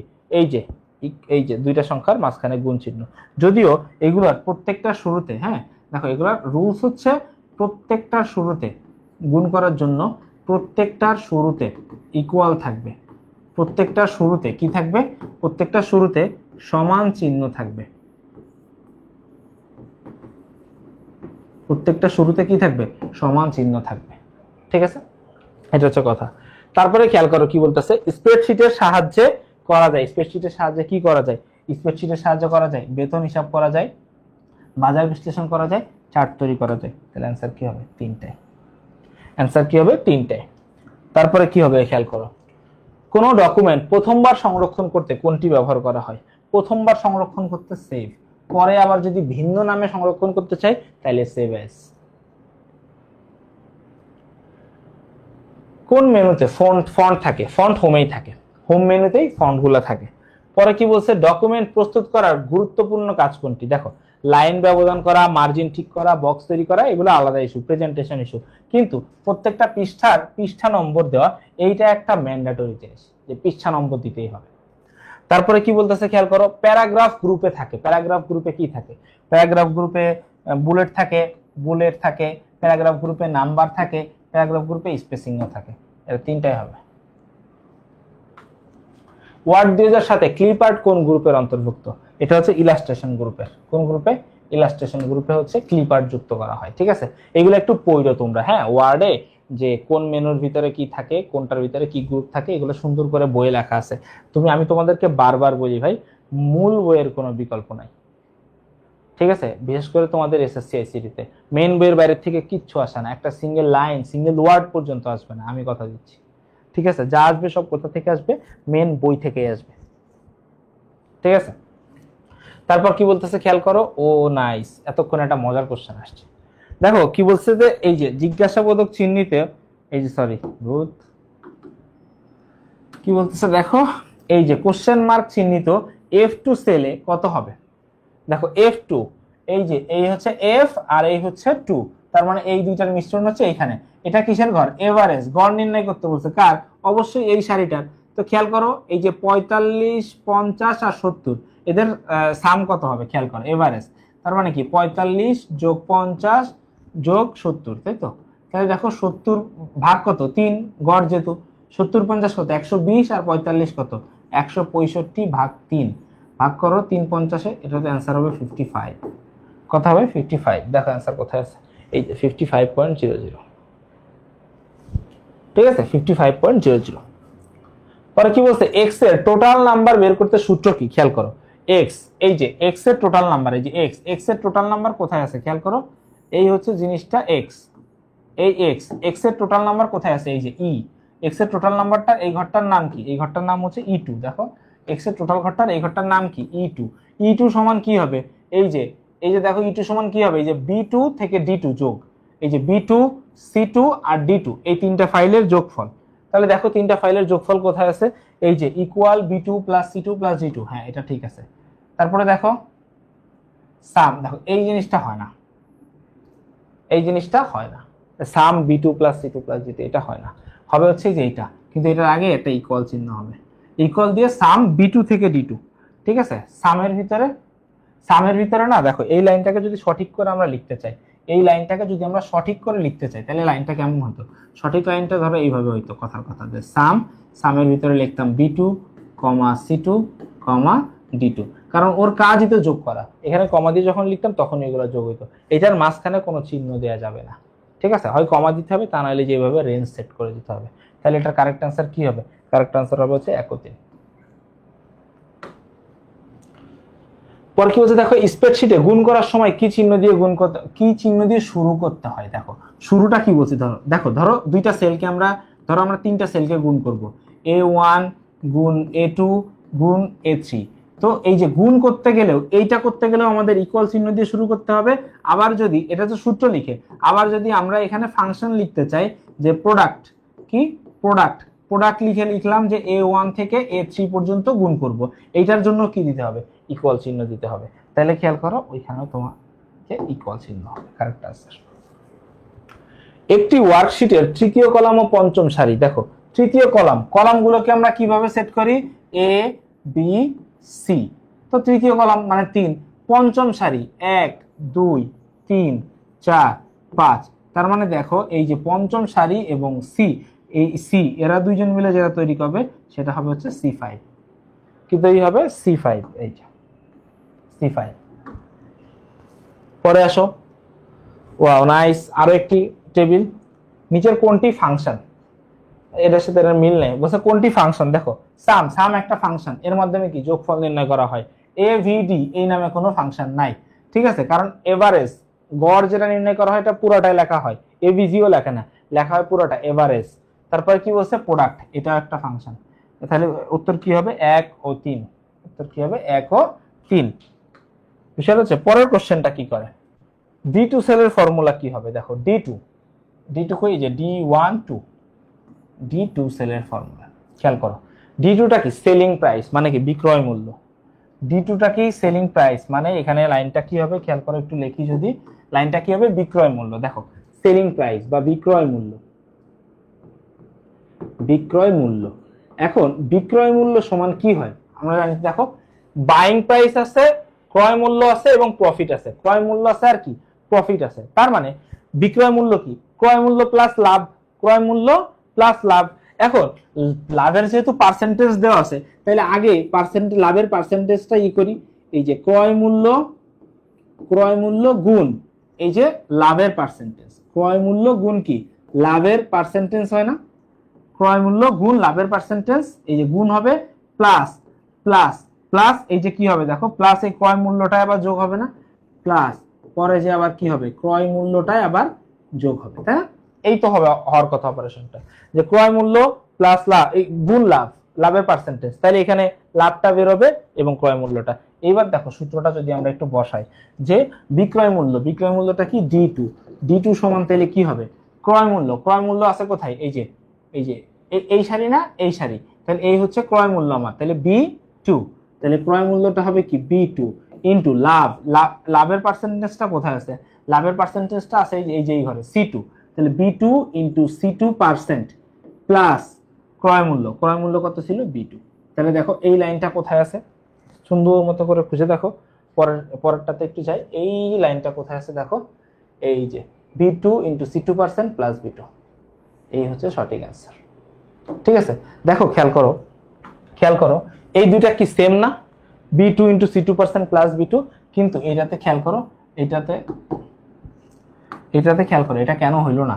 এটা তো হয় নাই কারণ শুরুতে ইকুয়াল চিহ্ন নেই, এই ইকুয়াল চিহ্নটা কি নেই, এটা হচ্ছে কথা, ইকুয়াল চিহ্নটা নেই। ঠিক আছে, এরপরে আসো, তারপরে আসো কি বলতেছে, ও শেষ এই চ্যাপ্টার। তো চ্যাপ্টার 4 এরও এই যে কোশ্চেনগুলা, এটা ওই যে আমি যে সাজেশন পিডিএফটা দিয়ে দিছি, সাজেশন পিডিএফ এ গেলে এটা তোমরা পেয়ে যাবে। ঠিক আছে, পরের চ্যাপ্টারে চলে যাচ্ছি, চ্যাপ্টার 5। দেখো চ্যাপ্টার 5 এর দুইটা পার্ট আছে, একটা হচ্ছে মাল্টিমিডিয়া আর একটা হচ্ছে গ্রাফিক্স। তো খেয়াল করো, গ্রাফিক্স এর পার্টটাতে তোমাদের নাই, শর্ট সিলেবাসের বাইরে। এখানে আমাদের আছে কোন পর্যন্ত? প্রেজেন্টেশন পর্যন্ত।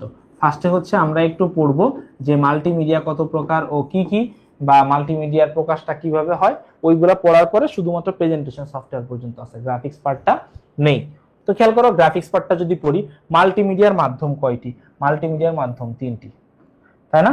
মাল্টিমিডিয়ার মাধ্যম কি কি? টেক্সট। মাল্টিমিডিয়ার মাধ্যম কি কি? নাম্বার 1 টেক্সট, নাম্বার 2 কি? ইমেজ, এবং নাম্বার 3টা কি? অডিও। বাকি যত যা কিছু হয় সব এদের তিনজনের মিশ্রণেই হয়। এই তিনটা হচ্ছে মেইন বেসিক, তাই তো? এই তিনটা হচ্ছে মেইন বেসিক, বাকি যা হয় সব এদের মিশ্রণে হয়। পরে কি বলতেছে, প্রেজেন্টেশনের খসড়াকে কি বলা হয়? দেখো, প্রেজেন্টেশনের খসড়াকে বলা হয় স্লাইড লেআউট। প্রেজেন্টেশনের খসড়াকে কি বলা হয়? Slide layout. দেখো, এই যে স্লাইডটা কি? স্লাইডটা হচ্ছে প্রেজেন্টেশনের এক একটি অংশ। প্রেজেন্টেশনের এক একটি অংশকে কি বলা হয়? প্রেজেন্টেশনের এক একটি অংশকে বলা হয় হচ্ছে, প্রেজেন্টেশনের এক একটি অংশকে বলা হয় স্লাইড। হ্যান্ডস আউটটা কি বলা হয়? এক পেজে, কি বলতেছে দেখো, এক পেজে একাধিক স্লাইড। এক পেজে একাধিক স্লাইড যখন চলে আসে, এক পেজে একাধিক স্লাইড যখন চলে আসে, তখন সেটাকে বলা হয় হ্যান্ডআউটস। আর ফাইলটাকে কি বলা হয়? পুরো প্রেজেন্টেশনটাকে, পুরা প্রেজেন্টেশনটাকে বলা হয় হচ্ছে একটা ফাইল। পুরা প্রেজেন্টেশনটাকে কি বলা হয়? একটা ফাইল বলা হয়। ঠিক আছে, পরে আসো, অ্যানিমেশনের সাথে সম্পর্ক রয়েছে কার?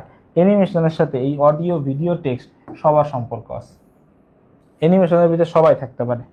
তারপরে কি বলছে দেখো, চলমান গ্রাফিক্সকে কি বলা হয়? ভিডিও। চলমান গ্রাফিক্স মানে যে ইমেজ গ্রাফিক্স যেটা চলে, এই যে এখন তোমরা আমাকে যে দেখতেছো, আমি কি স্থির? স্থির না, আমি তো চলমান, নদীর মতো বহমান। ঠিক আছে, এটা হচ্ছে ভিডিও। পরে কি বলতেছে দেখো, স্লাইড শো কোন মেনুতে থাকে? ঠিক আছে, স্লাইড শো।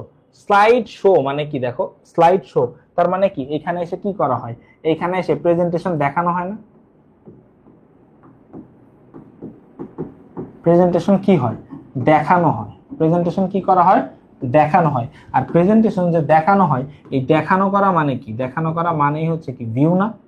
তাহলে এটা কোথায় থাকা উচিত? এটা হচ্ছে ভিউতে থাকা উচিত। নিচের কোনটি ত্রিমাত্রিক গ্রাফিক্স? এ ত্রিমাত্রিক বুঝো তো আবার। ত্রিমাত্রিক মানে কি? 3D। 3D মানে কি? 3 ডাইমেনশনাল, তাই তো? ত্রিমাত্রিক। ত্রিমাত্রিক কোনটা? এই যে অ্যানিমেশনটা। অডিও কি আবার 3D হয়? Audio, video. এবার আসো, রবিন কাটাবনের ফুটপাত ধরে হাঁটছিল, হঠাৎ তার চোখে পাশের কম্পিউটারের দোকানের ব্যানার চোখে পড়লো, যাতে লেখা রয়েছে মাল্টিমিডিয়া পিসি। ওকে, সে ভাবলো মাল্টিমিডিয়া তো আমাদের তথ্য প্রযুক্তি বইয়ের একটি অধ্যায়ের নাম। তো কি বলছে, তথ্য প্রযুক্তির উক্ত ধারণায় কয়টি বিভিন্ন রূপ রয়েছে? দেখো, মাল্টিমিডিয়ার রূপ কয়টা? 3টা। মাল্টিমিডিয়ার রূপ কয়টা? 3টা। যেহেতু এখানে মাল্টিমিডিয়ার কথা বলছে, মাল্টিমিডিয়ার রূপ কয়টা? 3টা, টেক্সট, ইমেজ, অডিও। পরে আসো কি বলতেছে, উদ্দীপকে যে ধারণাটি আলোকপাত করা হয়েছে, নিচের কোনটি তার যথাযথ উদাহরণ নয়? দেখো, দেখো এদিক খেয়াল করো, এই যে টেলিভিশন, ভিডিও গেমস এবং ওয়েব পেজ। দেখো, টেলিভিশনে সাউন্ডও আছে, ইমেজও আছে, ভিডিও আছে, তাই না? ভিডিও গেমসেও টেক্সটও থাকে, ইমেজও থাকে, অডিও থাকে। ওয়েবসাইটে টেক্সটও থাকে, ইমেজও থাকে, অডিও থাকে। শুধুমাত্র রেডিও, দেখো শুধুমাত্র কি? রেডিও। রেডিওতে কি থাকে? রেডিওতে দেখো, রেডিওতে কি শুধু অডিও থাকে না? রেডিওতে কি শুধু অডিও থাকে? রেডিওতে খেয়াল করো, রেডিওতে টেক্সট বা ইমেজ থাকে না। টেক্সটও থাকে না, আবার কি থাকে না? ইমেজও থাকে না। তো টেক্সট বা ইমেজ যেহেতু রেডিওতে থাকে না, তাইলে রেডিও মাল্টিমিডিয়ার মধ্যে পড়ে না। রেডিও কিসের মধ্যে পড়বে? অডিওর ভিতরে শুধু। ঠিক আছে, তাহলে এটা মাল্টিমিডিয়ার বাইরে। দেন কি বলতেছে খেয়াল করো, মাল্টিমিডিয়ার চমৎকার কন্টেন্ট তৈরি করতে ব্যবহার করা হয়। মাল্টিমিডিয়া তৈরিতে ব্যবহার করা হয় বলো, দেখো কি কি? এই যে অ্যাডোবি প্রিমিয়ার, আর হচ্ছে অ্যাডোবি ফটোশপ। মাইক্রোসফট ওয়ার্ড হবে? মাইক্রোসফট ওয়ার্ড তো হবে না, কেন? কারণ মাইক্রোসফট ওয়ার্ড আমরা কেন ইউজ করি? এটা ইউজ করি হচ্ছে আমরা লেখালেখির জন্য। কিসের জন্য? লেখালেখির জন্য। কারেক্ট অ্যান্সার কি হবে? 1 ও 2। পরে আসো, পিকাসা ইমপ্রেস কি ধরনের প্রোগ্রাম? এগুলো হচ্ছে প্রেজেন্টেশন। হ্যাঁ, প্রেজেন্টেশন। পিকাসা ইমপ্রেস, আরেকটা আছে হচ্ছে কি পাওয়ার পয়েন্ট, যেটা সব থেকে বেশি প্রয়োগযোগ্য, মানে ইউজ হয়। এবং খেয়াল করো, এটাই তোমরা পড়বা এই চ্যাপ্টার জুড়ে। পাওয়ার পয়েন্টে অনেকগুলো স্লাইড যুক্ত করে কি তৈরি করা হয়? অনেকগুলো স্লাইড একসাথে যুক্ত হয়ে একটা প্রেজেন্টেশন তৈরি হয়। কি তৈরি হয়? একটা প্রেজেন্টেশন তৈরি হয়। তারপরে কি বলতেছে খেয়াল করো, পাওয়ার পয়েন্টে একটি স্লাইড থেকে পরবর্তী স্লাইডে যাওয়ার সময় কোনটির প্রয়োজন হয়? খেয়াল করো, এই যে একটা স্লাইড থেকে যে খেয়াল করো, একটা স্লাইড থেকে যে আরেকটা পরবর্তী স্লাইডে যায়, এই সময়টাকে বলা হয় হচ্ছে ট্রানজিশন। কি বলা হয়? ট্রানজিশন। ট্রানজিশন বলা হয়। আর এই ট্রানজিশনে কি অ্যাড করা যায়? ট্রানজিশনের সময় হচ্ছে ইফেক্ট অ্যাড করা যায়। কি অ্যাড করা যায়? ইফেক্ট অ্যাড করা যায়। এই হচ্ছে অ্যান্সার কি? ইফেক্ট। অ্যান্সার কি? ইফেক্ট। তারপরে দেখো কি বলতেছে, পাওয়ার পয়েন্টের স্লাইডে ভিডিও যুক্ত করার জন্য কোন মেনু ব্যবহার করা হয়? ভিডিও। এটা হচ্ছে ইনসার্ট মেনু। কোন মেনু? Insert menu. দেখো, কথা হচ্ছে পাওয়ার পয়েন্টের স্লাইডে যখনই আমরা কোনো কিছু অ্যাড করব, সেটা হোক ইমেজ, সেটা হোক টেবিল, সেটা হোক ভিডিও, যাই হোক না কেন, ইনসার্ট আগে ইনসার্ট করতে হবে। ঠিক আছে? পরে আসো কি বলতেছে, পাওয়ার পয়েন্টে সবগুলো স্লাইডে একই শব্দ প্রয়োগ করার জন্য কোন বোতামে ক্লিক করতে হয়? অ্যাপ্লাই টু অল, যে সব জায়গায় প্রযোজ্য। Apply to all. তারপর কি বলছে দেখো, পাওয়ার পয়েন্টের সাহায্যে আকর্ষণীয়ভাবে তথ্যাদি উপস্থাপন করার জন্য সমন্বয় করা হয় কি কি? পাওয়ার পয়েন্টে দেখো কিসের কিসের সমন্বয় করা হয়? লেখা ও ছবির, অডিও ও ভিডিও, গ্রাফ ও ছকের, সবকিছু প্রেজেন্টেশনের জন্য সব করা যায়। পরে আসো, ইন্টারেক্টিভ মাল্টিমিডিয়া কোনটি? দেখো, ইন্টারেক্টিভ তার মানে কি? তার মানে দেখো, এটাকে বলা হয়, আমি বলি আন্তঃযোগাযোগ। কি বলি? আন্তঃযোগাযোগ। আন্তঃযোগাযোগ। এখন দেখো, ইন্টারেক্টিভ মাল্টিমিডিয়া বলতে কি বোঝায়? যেখানে মানে যে দেখাচ্ছে এবং যে দেখছে, তার মানে আমরা এবং যারা এই মিডিয়াটা তৈরি করছে, দুজনের ইন্টারেকশন হবে। দুজনের কি হবে? একটা ইন্টার কমিউনিকেশন হবে। সেইগুলা কি কি? দেখো, ইন্টার কমিউনিকেশন আমরা কি কি পড়ছি। এটা হয় কিসের মাধ্যমে? ধরো একটা ওয়েবসাইটে একটা কি করা যায়? ওয়েবসাইটকে, বা এখানে ধরো ওয়েব পেজ বলে। কি বলা হয়? Web page. ওয়েব পেজে কি করা হয়? ওয়েব পেজে ধরো হচ্ছে যে কোনো কন্টেন্টে কি আমরাও ইনপুট দিতে পারি না? ইউজার হিসেবে ব্যবহারকারী ইনপুট দিতে পারে ওয়েব পেজে। তারপরে ধরো কি ভিডিও গেমসে, কিসে? তারপরে ধরো হচ্ছে ভিডিও গেমে কি ইউজার একটা ইনপুট দিতে পারে। তারপরে আবার কি করা হয় ভিডিও গেমের সাথে? এখানে আরেকটা জিনিস কি? আরেকটা জিনিস হচ্ছে শিক্ষামূলক সফটওয়্যার। ঠিক আছে? আরেকটা জিনিস হচ্ছে কি? শিক্ষামূলক সফটওয়্যার। শিক্ষামূলক সফটওয়্যারে কি করা হয়? শিক্ষামূলক সফটওয়্যারে তো ইউজার অবশ্যই ফিডব্যাক দিতে হবে। কারণ ও যদি, স্টুডেন্ট যা শিখতেছে, ও যদি কোনো ইনপুট না দিতে পারে, তাহলে তো সেটা হবে না। তাহলে এই তিনটার যে কোনো একটা থাকলেই সেটা অ্যান্সার হবে। ঠিক আছে? ইন্টারেক্টিভ মাল্টিমিডিয়া কয়টা? এই তিনটা। মাল্টিমিডিয়া ব্যবহার করা হয় কোনটিতে? বিদ্যালয়ের ফলাফল প্রস্তুতিতে? না। বাজারের হিসাব করতে? না। ক্রিকেট খেলার রান হিসাব করতে? না। অ্যানিমেশন চলচ্চিত্র তৈরি করতে। এই যে অ্যানিমেশন চলচ্চিত্র তৈরি করতে। ক্রিকেট খেলার দেখো, এই যে দেখো, এই যে এইগুলা করতে কি ইউজ করা হয়? এইগুলা করতে ইউজ করা হয় হচ্ছে এমএস এক্সেল। ঠিক আছে? এখানে সব তো হিসাব নিকাশের কথা বলছে। ফলাফল হিসাব, বাজারের হিসাব, রান হিসাব, এক্সেল ইউজ করবে।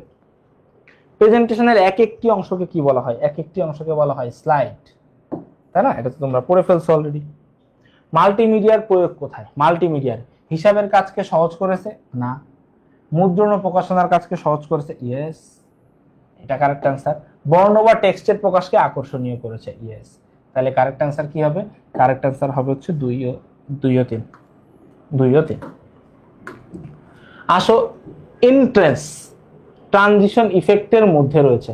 দেখো, এটা কিন্তু একটু পড়া লাগবে ভাই। হ্যাঁ, এইগুলা একটু কিন্তু বেসিক পড়া লাগবে, বইয়ের পড়া।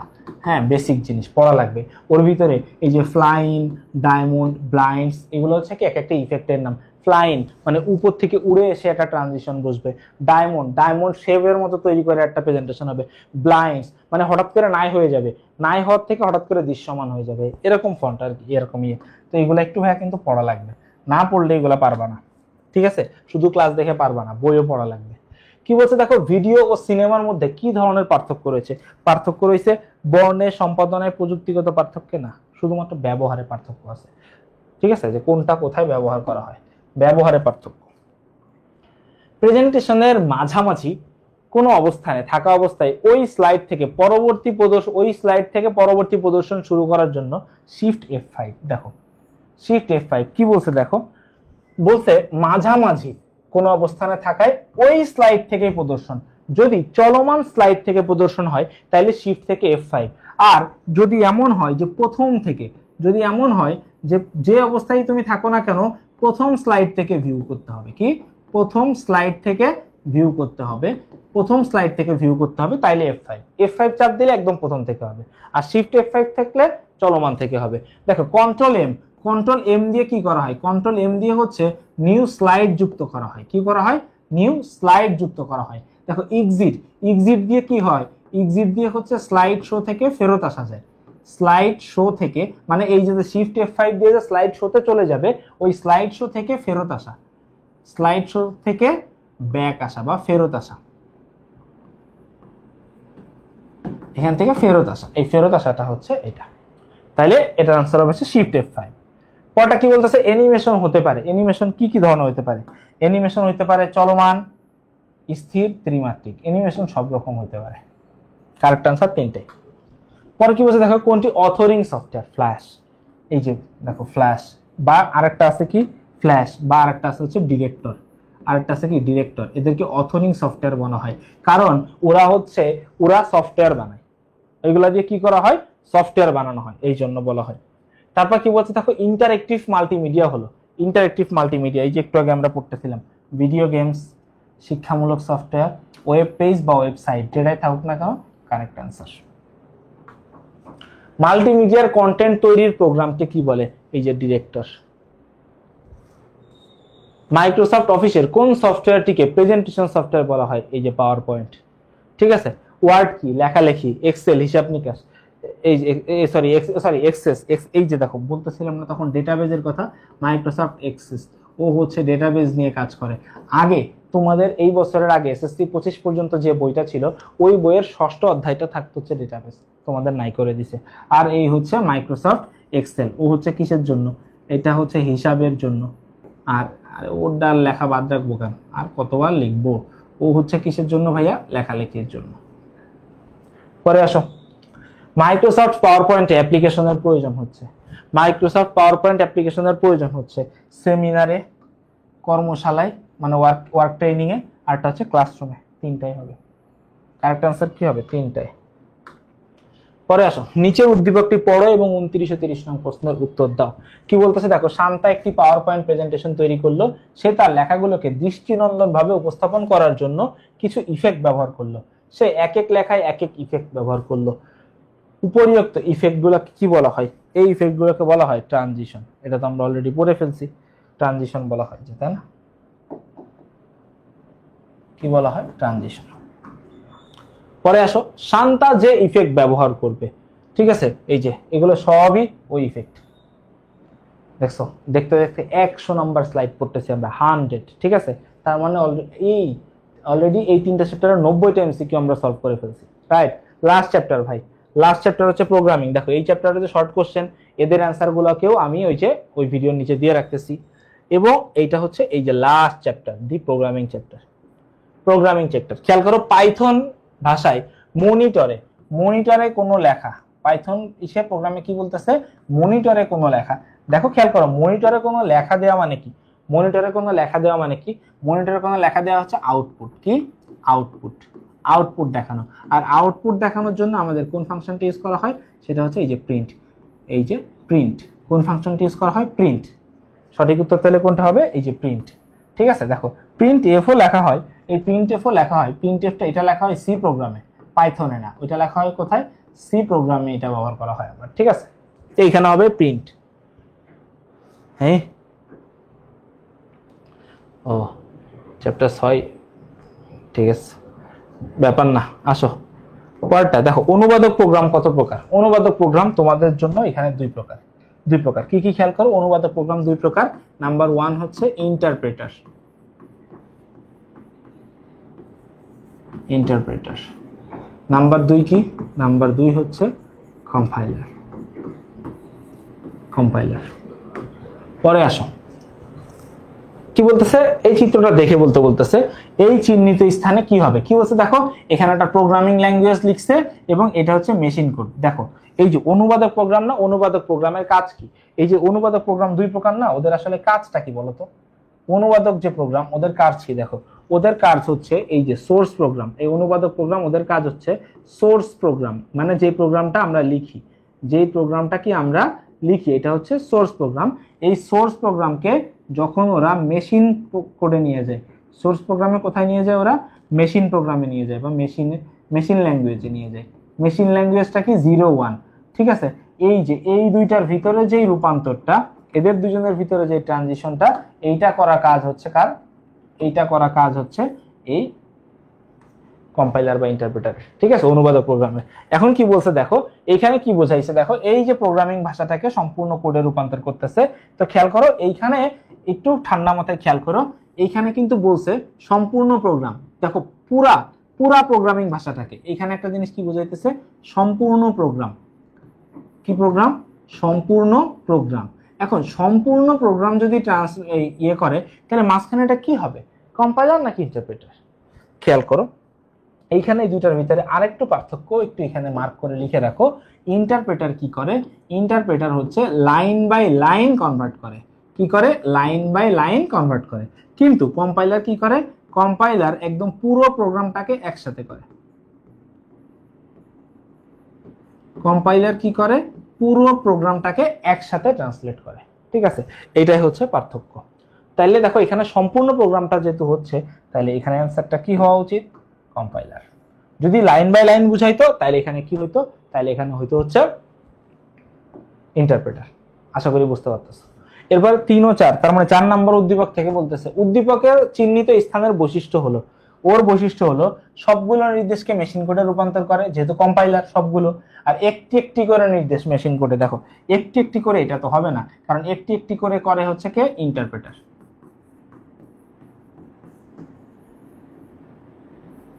ইন্টারপ্রেটার।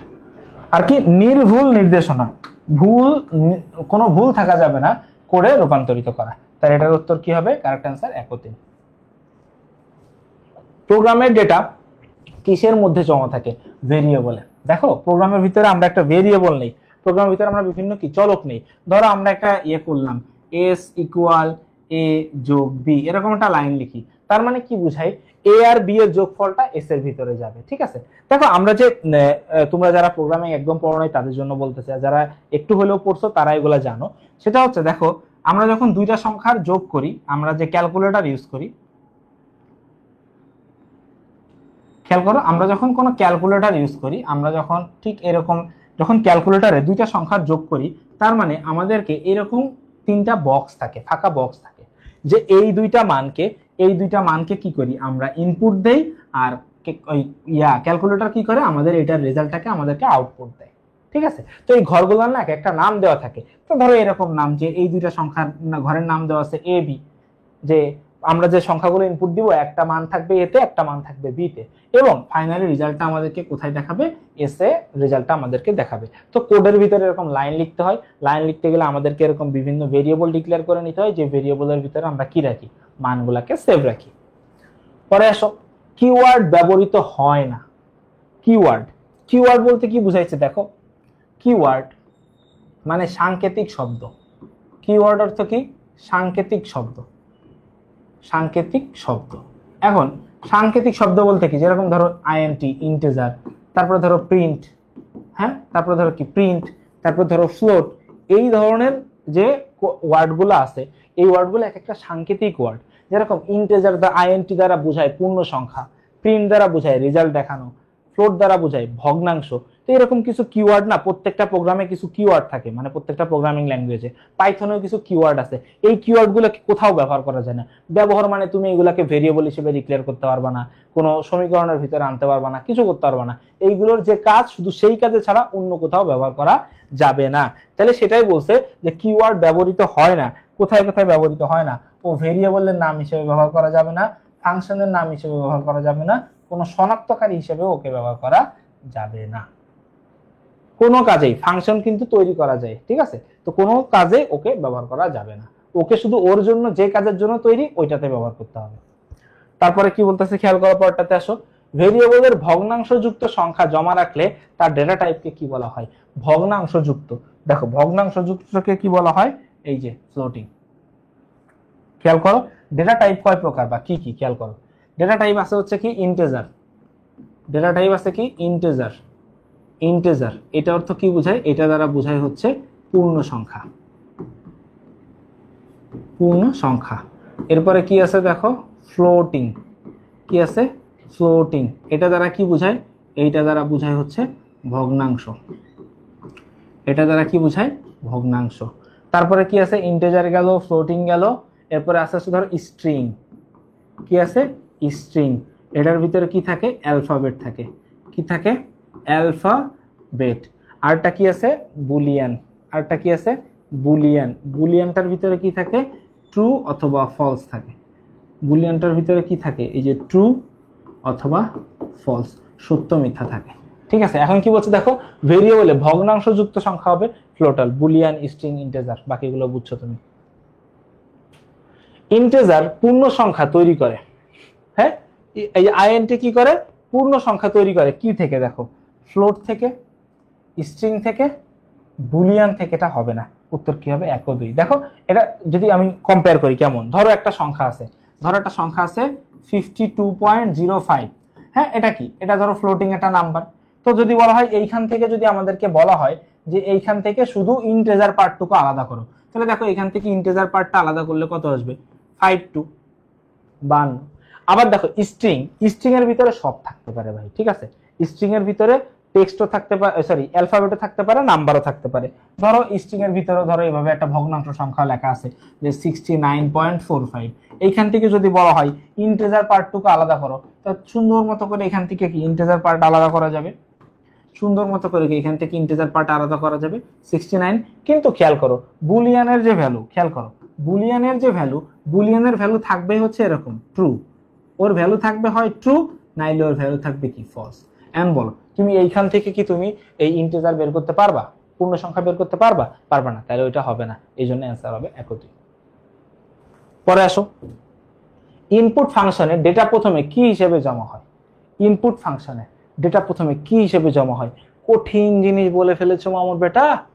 ডেটা প্রথমে স্ট্রিং হিসেবে জমা হয়। প্রথমে কি হয়? স্ট্রিং হিসেবে জমা হয়। তার মানে খেয়াল করো, তুমি যদি ডিক্লেয়ার করে না দাও যে তোমার এটা ইন্টিজার নাকি ফ্লোট নাকি কি, তাহলে এটা কি হবে? এটা স্ট্রিং হিসেবে জমা হইতে থাকবে। বুঝছো নাকি বুঝছো না বলো? স্ট্রিং হিসেবে জমা হইতে থাকে। পরে আসো কি বলতেছে, পার্সেন্ট কি ধরনের অপারেটর? এইখানে খেয়াল করো, এইখানে খেয়াল করো, এই যে পার্সেন্ট দ্বারা এটাকে বলা হয় মডিউলো। কি বলা হয়? মডিউলো। এই মডিউলো দ্বারা কি করা হয়? ভাগশেষ নির্ণয় করা হয়। কি নির্ণয় করা হয়? ভাগশেষ নির্ণয় করা হয়। তাহলে দেখো এটাকে কি বলা হয়? এই যে মডিউলো অপারেটর। ঠিক আছে, যোগ অপারেটর কোনটা? এই যে যোগ অপারেটর, এই যে গুণ অপারেটর, এই যে ভাগ অপারেটর, আর এই যে মডিউলো অপারেটর। পরে কি বলতেছে, পাইথন প্রোগ্রামিং এ ইফ এলস এলইফ স্টেটমেন্টের শেষে কোন চিহ্ন ব্যবহার করা হয়? খেয়াল করো, আমরা যখনই কোনো শর্ত লিখি, যে ধরো লিখছি ইফ এক্স গ্রেটার দেন 2, লেখার পরে একটা কোলন লেখা হয়। আবার ধরো লিখলাম যে এলস ইফ অথবা যদি এক্স গ্রেটার দেন 3, ওর পরে একটা কোলন দেওয়া হয়। আবার যদি আমরা লিখি শুধু এলস, এলস তারপরেও একটা কোলন দেওয়া হয়। ঠিক আছে, যদি এটা একটু ভুল লিখে আলাইছি, এটা আসলে এলস ইফ না, এটা হবে হচ্ছে elif. Elif X greater than 3, তাও একটা কোলন হয়। আর শুধু এলস লিখলেও একটা কোলন হয়। সবার শেষে কি রাখতে হয়? একটা কোলন রাখতে হয়। আসো নেক্সট, প্রোগ্রামে শর্ত বোঝাতে কি বোঝায়? দেখো এই যে ইফ, এল ইফ, দেখো শর্ত কি কি আছে প্রোগ্রামে? দেখো আছে ইফ, এল ইফ, এলস, তারপরে আছে হচ্ছে ম্যাচ। ঠিক আছে, এই হচ্ছে আমাদের কন্ডিশন গুলো আছে। এই যে ফরটা না, ফর, এই ফরটা হচ্ছে কি? লুপ। ফরটা হচ্ছে কি? লুপ। এখানে আরো আছে, ফরের পরে আরেকটা লুপও আছে, সেটা হচ্ছে হোয়াইল। ঠিক আছে, হোয়াইলও একটা লুপ আছে। প্রোগ্রামে একই কাজ বারবার করার জন্য কোন ধরনের স্টেটমেন্ট ব্যবহার করা হয়? এই যে লুপ স্টেটমেন্ট, এই লুপ স্টেটমেন্টটি হচ্ছে এই যে ফর লুপ হোয়াইল লুপ। দেখো এখানে একটা প্রোগ্রামের লাইন লিখছে ফর, দেখো ফর আই ইন রেঞ্জ 1,5, এই দেখো 1,5, দেখো এই 1টাকে বলা হয় ইনিশিয়ালাইজেশন। এটাকে কি বলা হয়? ইনিশিয়ালাইজেশন। এটাকে বলা হয় ইনিশিয়ালাইজেশন মানে শুরু। ইনিশিয়ালাইজেশন মানে কি? শুরু। আর এই যে 5, এখানে 5 যা থাকবে, এইখানে যা থাকবে তার এক কম পর্যন্ত চলবে, তার এক কম পর্যন্ত চলবে, কম পর্যন্ত চলবে। দেখো বুঝতে কষ্ট হচ্ছে? একটু খেয়াল করো। দেখো এখানে ফর, এই ফরটাকে আমরা একটু কি পড়ে আসছি? লুপ। তার মানে একই কাজ বারবার করার জন্য এটা ইউজ হবে। খেয়াল করো, একই কাজ বারবারের জন্য এটা ইউজ হবে। খেয়াল করো এখানে কি দিছে? ফর আই ইন রেঞ্জ 1 থেকে 5, তার মানে 5 এর এক কম 4 পর্যন্ত। দেখো আই এর মান যখন 1 হবে, আই এর মান যখন 1 হবে তখন কি হবে? প্রোগ্রামের আউটপুট প্রিন্ট করবে, প্রিন্ট আই। আবার দেখো আই এর মান যখন 2 হবে তখনও প্রিন্ট আই, আই এর মান প্রিন্ট করবে। আবার দেখো আই এর মান যখন 3 হবে তখনও প্রিন্ট করবে রেজাল্ট। আই এর মান যখন 4 হবে তখনও এটা প্রিন্ট করবে। কিন্তু আই এর মান যখন 5 হবে তখন আর প্রিন্ট করবে না। তাহলে প্রিন্ট করবে কোন পর্যন্ত? 1 থেকে 4 পর্যন্ত। এই যে দেখো বলছে প্রোগ্রামটির আউটপুট কত হবে? প্রোগ্রামটির আউটপুট হবে 1 থেকে 4 পর্যন্ত।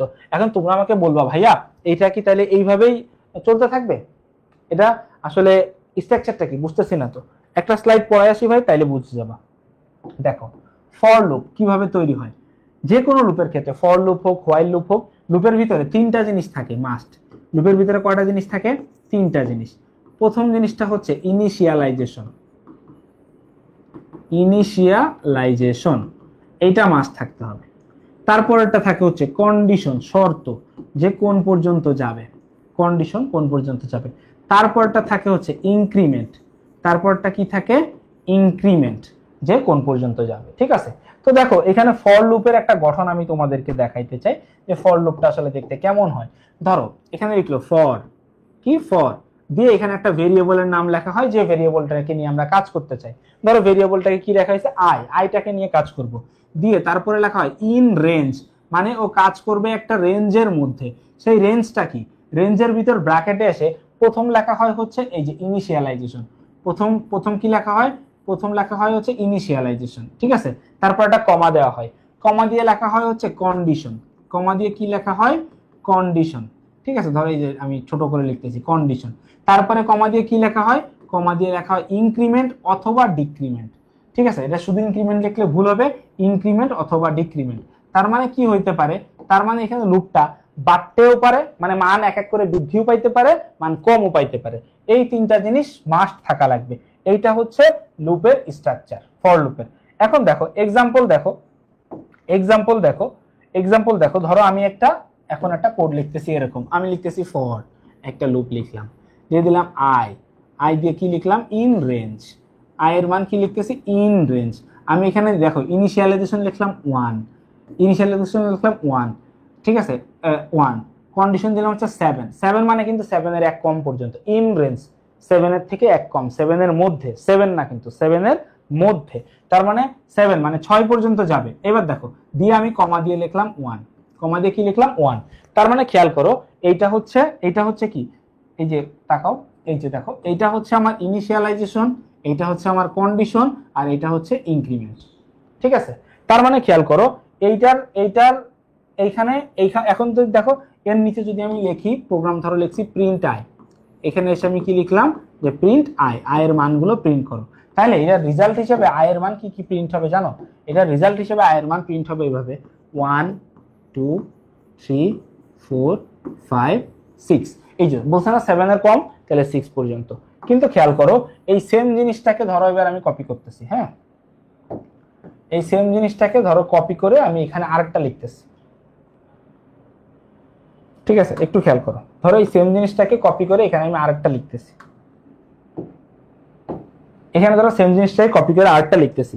কপি করে আরেকটা লিখে ধরো এখানে আমি কি করতে চাইতেছি? এই পুরোটার কালারটা চেঞ্জ করে দিয়ে ভাই দাঁড়াও। ধরো এখানে আমি আরেকটা জিনিস লিখলাম, আরেকটা জিনিস লিখলাম, লেখা দেখো এইখানে ধরো আমি 1টাকে চেঞ্জ করে দিলাম। 1টাকে চেঞ্জ করে আমি কি দিলাম? 1টাকে চেঞ্জ করে ধরো এখানে আমি লিখলাম হচ্ছে কি 2। তাইলে কি হবে দেখো? তাইলে কিন্তু আর এইভাবে প্রিন্ট হবে না।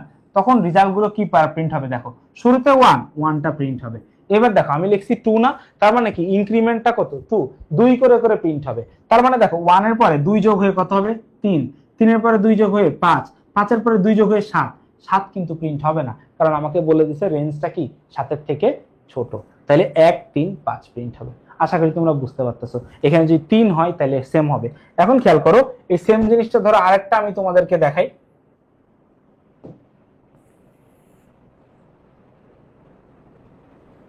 এই সেম জিনিসটাকে আরে দাঁড়াও একটু ছোট করে নি।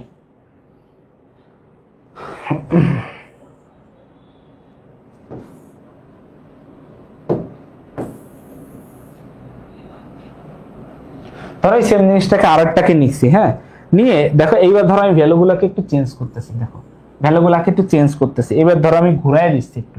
রেঞ্জ শুরু করতেছি 7 থেকে, নিচ্ছি কোন পর্যন্ত 1 পর্যন্ত। আর এখানে লিখছি দেখো, এখানে লিখছি -2। কি লিখছি -2। তাইলে কি হবে দেখো, তাইলে কি হবে দেখো, -2 দ্বারা কি বুঝাইছি, মাইনাস দ্বারা বুঝাইছি ডিক্রিমেন্ট, মানগুলো কমতে থাকবে। -2 দ্বারা কি বুঝাইছি ডিক্রিমেন্ট, মাইনাস কমতে থাকবে। তো খেয়াল করো যদি মান যদি কমতেই থাকে তাহলে জিনিসটা কেমন হবে, এমন না যে 7 এর পরে কমবে কত করে 2 করে, 7 5 3 এরপরে কিন্তু 1, কিন্তু 1 কিন্তু হবে না, কারণ 1টা কি আমার রেঞ্জের থেকে বড়, যেহেতু এবার কমতে গেছে, তাই 7 5 3 প্রিন্ট হবে। ঠিক আছে, এখন আমাকে একটা কথা বলবা, ভাইয়া এইখানে তো দেখেন দুইটা জিনিস আছে, এখানে তো দুইটা জিনিস আছে, খেয়াল করো এখানে থাকার কথা ছিল না তিনটা জিনিস না, 1 5 1। দেখো এই যে 1 5 1 আর শুধু 1 5 দুইটাই সেম। কারণ যখন এই 1 5টা লেখা হয়, খেয়াল করো যখন এই 1 5টা লেখা হয় তখন ডিফল্ট ভাবে ডিফল্ট 1 করে বৃদ্ধি পায়। এই যে ইনক্রিমেন্টটা না, ইনক্রিমেন্ট 1 লিখছি না, তখন এই ডিফল্ট 1 করে বৃদ্ধি। যদি কিছু না লেখা হয়, যদি কোনো কিছু না লেখা হয়, দেখো লিখে তো কাজ করলোই, যদি 1টা না লেখা হয় তাইলে কি ডিফল্ট 1 করে বৃদ্ধি, তাই এখানে মানগুলো 1 1 করে বৃদ্ধি পাইছে। ঠিক আছে, লুপটা একটু শিখিয়ে নিলাম তোমাদেরকে।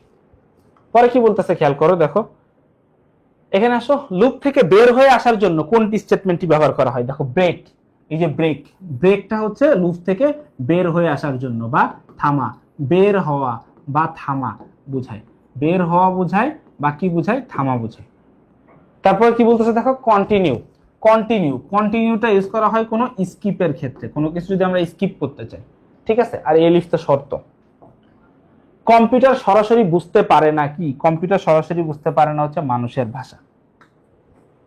সবগুলো নির্দেশ একসাথে মেশিন কোডে রূপান্তর করার প্রক্রিয়াকে বলা হয় কম্পাইল, আর লাইন বাই লাইন করাকে বলা হয় ইন্টারপ্রেট। সব প্রোগ্রামিং ভাষার মূল গঠন কি রকমের, একই রকমের, সবার মূল গঠনটা একই রকম, শুধু কিওয়ার্ড গুলো আলাদা, কিছু স্ট্রাকচার আলাদা, মেইন থিং একই রকম। তারপর কি বলতেছে, ভেরিয়েবল শব্দের অর্থ কি, পরিবর্তনশীল, চলক। কি বলতেছে দেখো, প্রোগ্রামটি লক্ষ্য করে উত্তর দাও। ওকে, কি বলছে দেখো, দ্বিতীয় প্রোগ্রামটিতে ভেরিয়েবলের মান কতবার পরিবর্তিত হয়েছে। দেখো এটা হচ্ছে প্রথম প্রোগ্রাম, এটা হচ্ছে দ্বিতীয় প্রোগ্রাম। এখানে খেয়াল করো, এই যে দেখো ডেটা, এটা হচ্ছে একটা ভেরিয়েবল, এটা কি একটা ভেরিয়েবল, এই ভেরিয়েবলের মানগুলো কি হয়েছে, চেঞ্জ হয়েছে। তো দেখো এই যে 12 থেকে একবার 13 হয়েছে, তাহলে একবার চেঞ্জ হইলো, আবার 13 থেকে কি হয়েছে 17, তাহলে কয়বার চেঞ্জ হয়েছে, মানটা 2বার চেঞ্জ হয়েছে। মানটা কতবার চেঞ্জ হয়েছে, 2বার চেঞ্জ হয়েছে। পরে আসো, পরটা কি বলতেছে, প্রথম প্রোগ্রামটিতে ভুল রয়েছে কোথায়।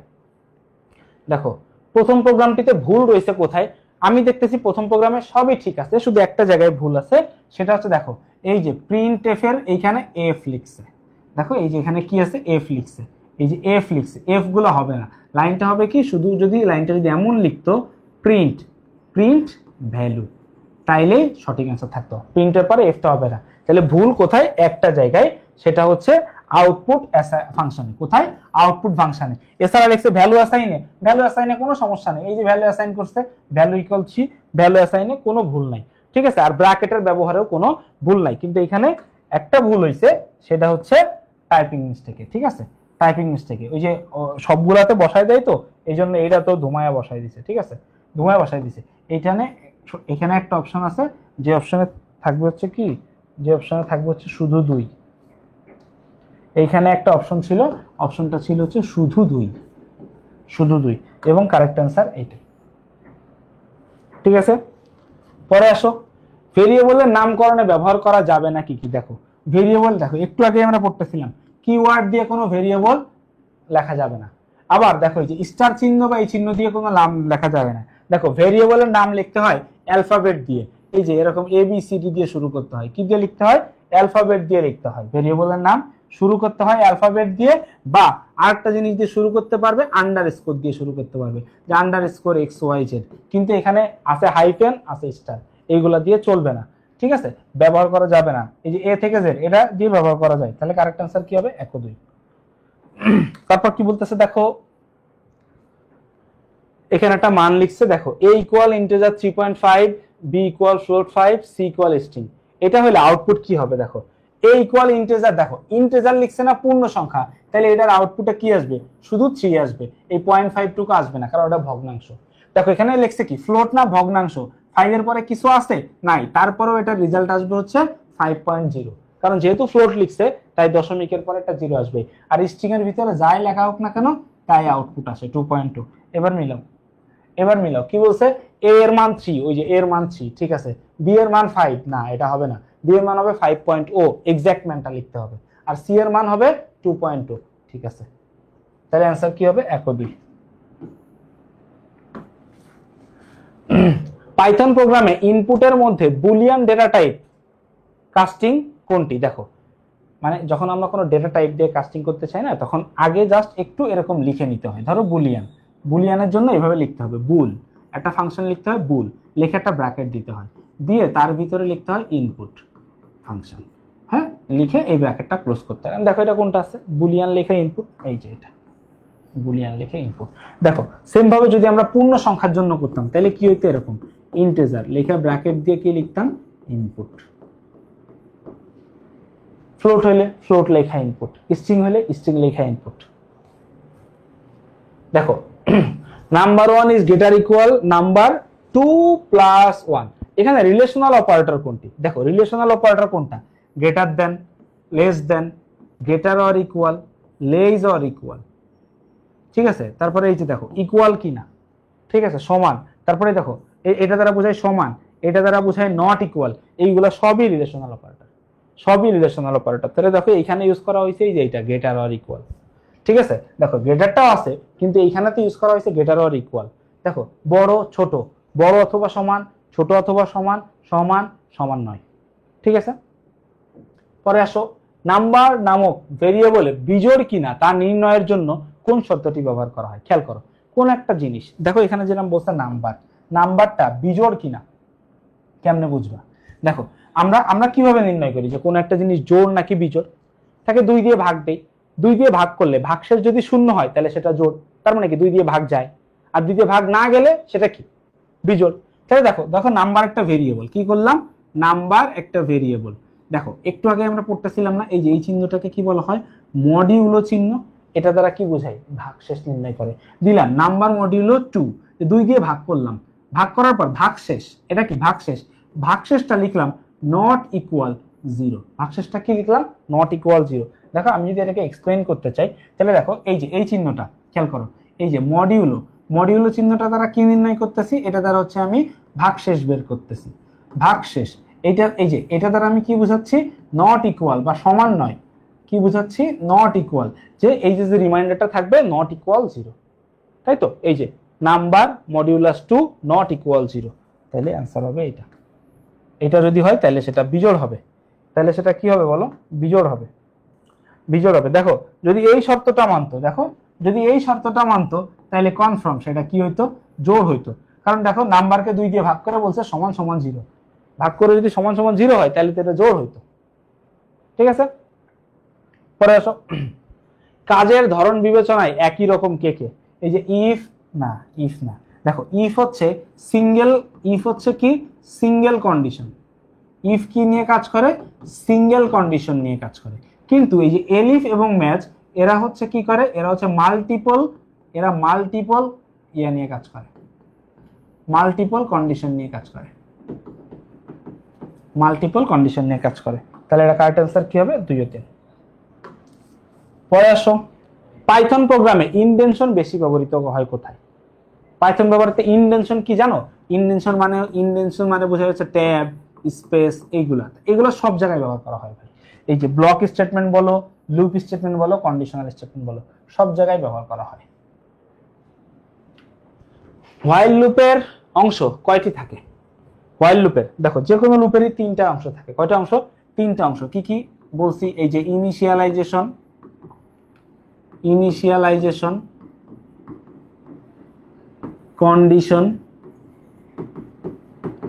কন্ডিশন, আরটা হচ্ছে ইনক্রিমেন্ট অথবা ডিক্রিমেন্ট। এই তিনটা অংশ মাস্ট থাকবে। পরে কি বলছে দেখো, লুপের শুরুতেই শর্ত পরীক্ষার করে কোন লুপ? এটা হচ্ছে হোয়াইল লুপ। ঠিক আছে, এটা লুপ তোমরা যারা পড়ছো তারা জানো। ফর লুপ কোনো শর্ত চেক করে না, কাজ করে, কিন্তু হোয়াইল লুপ আগে একটা শর্ত চেক করে তারপরে কাজ করে। এরপরে খেয়াল করো, এই যে এরপরে যেটা আছে, এই যে সমস্যার সমাধানগুলো, এটা আমি আবারও দেখাই দিচ্ছি যে আমি তোমাদের এইটা ডেসক্রিপশন লিখে সাজেশন নামে তোমরা এই লিঙ্কটা পাবা, পেলেই হচ্ছে এইখানে তোমরা এই অ্যান্সার গুলো পেয়ে যাবে। এই যে সুন্দর মতো করে এদের অ্যান্সার গুলো এগুলো সব দেওয়া আছে। ঠিক আছে, তাইলে থ্যাংক ইউ। তোমরা যারা টেস্ট পরীক্ষা বা বোর্ড পরীক্ষার আগে আমার এই ক্লাসটা দেখতেছো, আশা করতেছি যে তোমাদের পরীক্ষাটা ভালো হবে, সুস্থ হবে, সুন্দর হবে। আর এই মুহূর্তে যারা গরম গরম দেখতেছে এসএসসি 26 ব্যাচ, তোমাদের সাথে তো সামনে ইন ডিটেলসে প্রত্যেকটা চ্যাপ্টার ভেঙে ভেঙে ফুল ডিটেলসে পড়াবো হচ্ছে কোথায়? এসএসসি এফআরসিতে। তাহলে দেরি কেন? চলে এসো আমাদের এসএসসি এফআরসিতে বাকি রিভিশনটুকু শেষ করতে। সবাই ভালো থেকো, সুস্থ থেকো, সুন্দর থেকো। আল্লাহ হাফেজ।